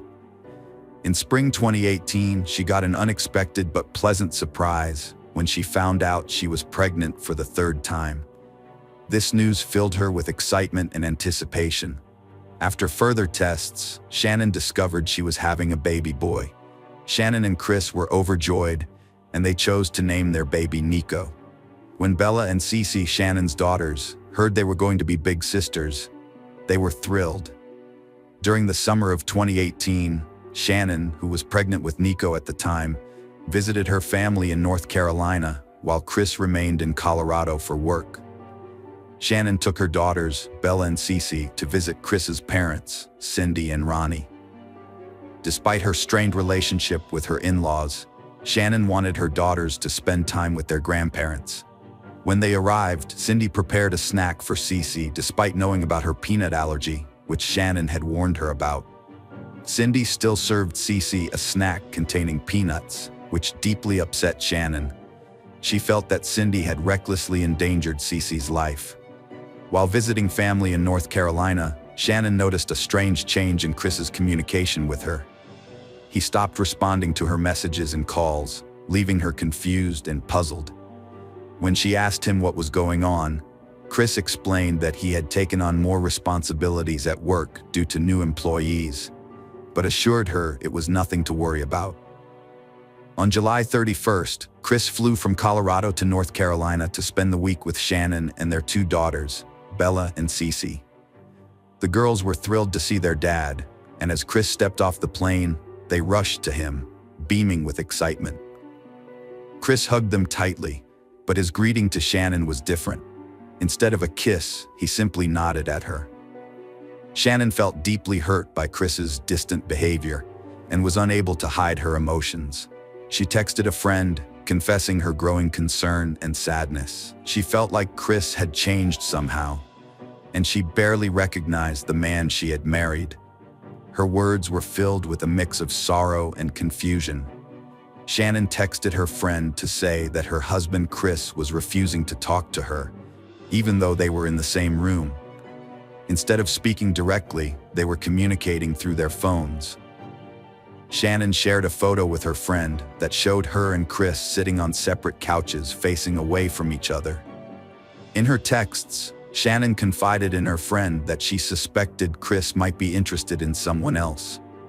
Her friend was shocked and insisted that Chris would never do that, given how much he loved Shannon. In a heartfelt message to her friend, Shannon revealed that Chris had confessed to her that he no longer thought they were compatible. This revelation left Shannon stunned, as she had always believed their love was strong. Chris had made things even more difficult for Shannon by admitting that he had hoped getting her pregnant would change his feelings for her. But unfortunately, this didn't happen. Shannon was devastated to hear this, as she valued their relationship and believed their love was strong enough to overcome any obstacles. Determined to rescue her family, Shannon proposed that she and Chris attend couples therapy together, aware that their relationship was struggling and hoping that a professional could help them get through their problems. However, Chris refused point blank. Shannon was prepared to make sacrifices and do everything possible to save their relationship, but she quickly came to realize that Chris was unwilling to meet her halfway. Despite her best attempts, Shannon understood that there was nothing Chris was willing to compromise on, and this made her efforts futile. After returning home to Colorado from a trip to North Carolina, Shannon, Chris, and their daughters settled back into their normal routine. However, Shannon's stay was short-lived, as she soon embarked on another trip to Arizona for business. During her time in Arizona, Shannon's friends noticed a change in her behavior. Instead of being her usual cheerful self, she seemed confused, upset, and distressed. One evening in their hotel room, Shannon confided in her friends about her concerns. On August 11th, while Shannon was with her friends in Arizona, she received a notification on her phone showing a charge on her and Chris's account from a restaurant. Although this wasn't unusual, the amount of the bill raised concerns. Shannon wondered why it was so high and suspected that Chris might be dining with another woman. This suspicion left her feeling uneasy and uncertain. Shannon returned home from her business trip around 1:48 a.m. on August 13th. Her friend Nicole Atkinson drove her home. The doorbell camera footage showed Shannon entering her house at that time. Shannon's friends were worried when she failed to send her usual good morning messages. They knew she had a crucial appointment at the OBGYN at 9:30 a.m., which she would never miss. However, when she also missed a 12:30 p.m. business meeting, her close friend Nicole Atkinson became extremely concerned. Nicole was convinced something was amiss when no one had heard from Shannon all day. She couldn't shake off the feeling that something was terribly wrong. Feeling a growing sense of urgency, Nicole decided to drive to Shannon's house. As she approached the house, her anxiety spiked. Shannon's van was parked in the garage, and her daily shoes were by the front door. Nicole knocked on the front door, hoping Shannon would come out and explain that she had overslept and was tired from her previous day's flight. But Shannon didn't respond. Chris was contacted by one of Shannon's friends who were unable to reach her. He told them not to worry, saying she might be at a friend's house with their daughters. However, this confused Shannon's friends, since they were all in touch with each other and none knew where she was. Shannon didn't have plans to meet any of them. When her friends threatened to report Shannon and the girls missing to the Frederick Police Department, Chris didn't want to involve the police. Despite this, Nicole, worried about her friend, called 911 to report Shannon, Bella, and Cece missing. After Nicole contacted the police, an officer from the Frederick Police Department responded to Shannon and Chris's residence. The officer's body camera footage showed Nicole was visibly distraught over her missing friend. As Nicole was providing every detail she knew about Shannon and her daughters, Chris arrived at the house. Chris exited his vehicle and approached the officer, but it was apparent he didn't share Nicole's level of concern, despite his wife and daughters being missing. During the search of Shannon and Chris's house, the officer found Shannon's purse. Inside, the officer discovered medication prescribed to Shannon and her two daughters. This discovery further alarmed Nicole, but Chris remained calm. The officer also located Shannon's wedding band on the bedside table. The officer and Chris visited a neighbor to review footage from their security camera, which captured part of Shannon and Chris's driveway and garage. The footage showed Chris opening the garage door, moving around, and leaving the home at 5:28 a.m.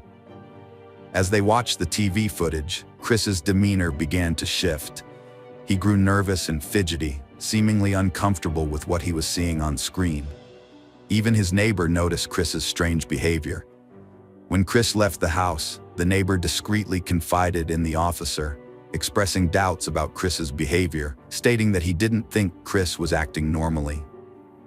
Concerned about Shannon's well-being, her friends wanted to launch a search for Bella and Cece immediately. However, Chris vetoed the idea, warning them against joining the search. His lack of concern for his wife and daughters deeply troubled Shannon's friends, who couldn't understand his apathy. Officers went door to door in Shannon and Chris's neighborhood, asking residents if they had seen Shannon or noticed anything unusual. The next day, the FBI and the Colorado Bureau of Investigation joined the search for Shannon, Bella, and Cece. The Boulder Police Department also provided cadaver dogs to search the property and house. As officers searched the home, a handler commented that the house smelled of cleaning solutions and looked unusually clean, which raised suspicions. The presence of cleaning solutions suggested that someone might be trying to conceal evidence or clean up potential clues. Chris gave an interview outside his home while it was being searched, saying he and Shannon had an emotional conversation before she left, but no argument. He made a heartfelt plea for their return, but came across as aloof and unemotional, sparking suspicion. On August 14th, Special Agent Coder conducted an interview with Chris. During this interview, Chris shared his theory that Shannon might have taken the girls to a friend's house to relax and unwind given the situation. Meanwhile, the police station was flooded with tips about potential sightings of Shannon and the girls, including various photographs. However, when asked to identify any of the individuals in the photos, as his missing wife and daughters, Chris was unable to do so. Agent Coder also inquired about Chris and Shannon's marriage. Chris asserted that he had never been unfaithful to Shannon, and, to the best of his knowledge, Shannon had never been unfaithful to him either. He explained that they were the kind of couple who would confide in each other if they ever felt the urge to stray. Throughout the interview, Agent Coder observed Chris's unusual behavior, specifically his frequent hand movements towards his neck. This caught Agent Coder's attention and sparked his suspicion, leading him to wonder if these movements might be indicative of something more significant. During the interview, Agent Coder stepped out briefly to share his suspicion with the other officers that Chris might have strangled Shannon. As more time passed without any sign of Shannon or her daughters, worry and despair deepened among their loved ones. Despite their growing doubts about Shannon's safety, they clung to the hope that Bella and Cece might still be alive. Chris was released from the police department after 3 hours of questioning. However, the authorities asked him to return the next day, August 15th, for a polygraph test, and he agreed. On August 15th, Chris picked up his father from the airport and drove to the Frederick Police Department. Tammy Lee from the Colorado Bureau of Investigation administered the polygraph test. During the test, Chris denied knowing Shannon's whereabouts and claimed he had no role in her disappearance. He didn't pass the test, leaving detectives convinced of his involvement in the disappearance and deaths of his wife and daughters. However, they still needed to persuade him to confess. The special agent, Tammy Lee, a highly skilled coder and polygraph expert, confronted Chris about his failed polygraph test results. Chris admitted that he had not physically harmed Shannon, but acknowledged that he had caused her emotional suffering. Additionally, he confessed to having an affair with a coworker named Nicole Kessinger. Chris expressed remorse for his infidelity, stating that he had never intended to engage in such behavior. However, he denied any involvement in the disappearance of his family. During the interview, Chris asked to speak with his father, Ronnie. The officers were initially hesitant, worried that allowing Ronnie into the room would prompt Chris to request legal representation. Despite their reservations, they allowed it, hoping Ronnie's presence might persuade Chris to confess. In the interrogation room, Chris confessed to killing Shannon, claiming he did it because she had supposedly harmed their daughters, Bella and Cece. However, Shannon's friends were certain Chris was lying, knowing that Shannon would never hurt her children, whom she loved deeply and was eager to welcome her new son, Nico. Chris admitted to burying Shannon's body in a shallow grave at one of his work sites and disposing of his daughters' bodies in oil tanks. Despite being arrested and taken into custody, he persisted in denying any harm to them. The detectives didn't believe for a second that Shannon had harmed her daughters. Chris pleaded guilty to avoid the death penalty and was sentenced to life in prison without parole. At the sentencing hearing, the judge made a bold statement about the heinous crime Chris had committed, calling it the most inhumane and vicious one he had encountered in his career, despite having dealt with thousands of cases. Years later, Chris confessed to murdering his wife Shannon in their bed. He had strangled her after she confronted him about his extramarital affair and threatened to take their daughters away. He then put her body in his truck and drove to his work site with their 2 daughters. There, Chris claimed to have killed his daughters, one by one, in a horrific sequence of events, where one daughter was forced to witness her sister's death before meeting the same fate.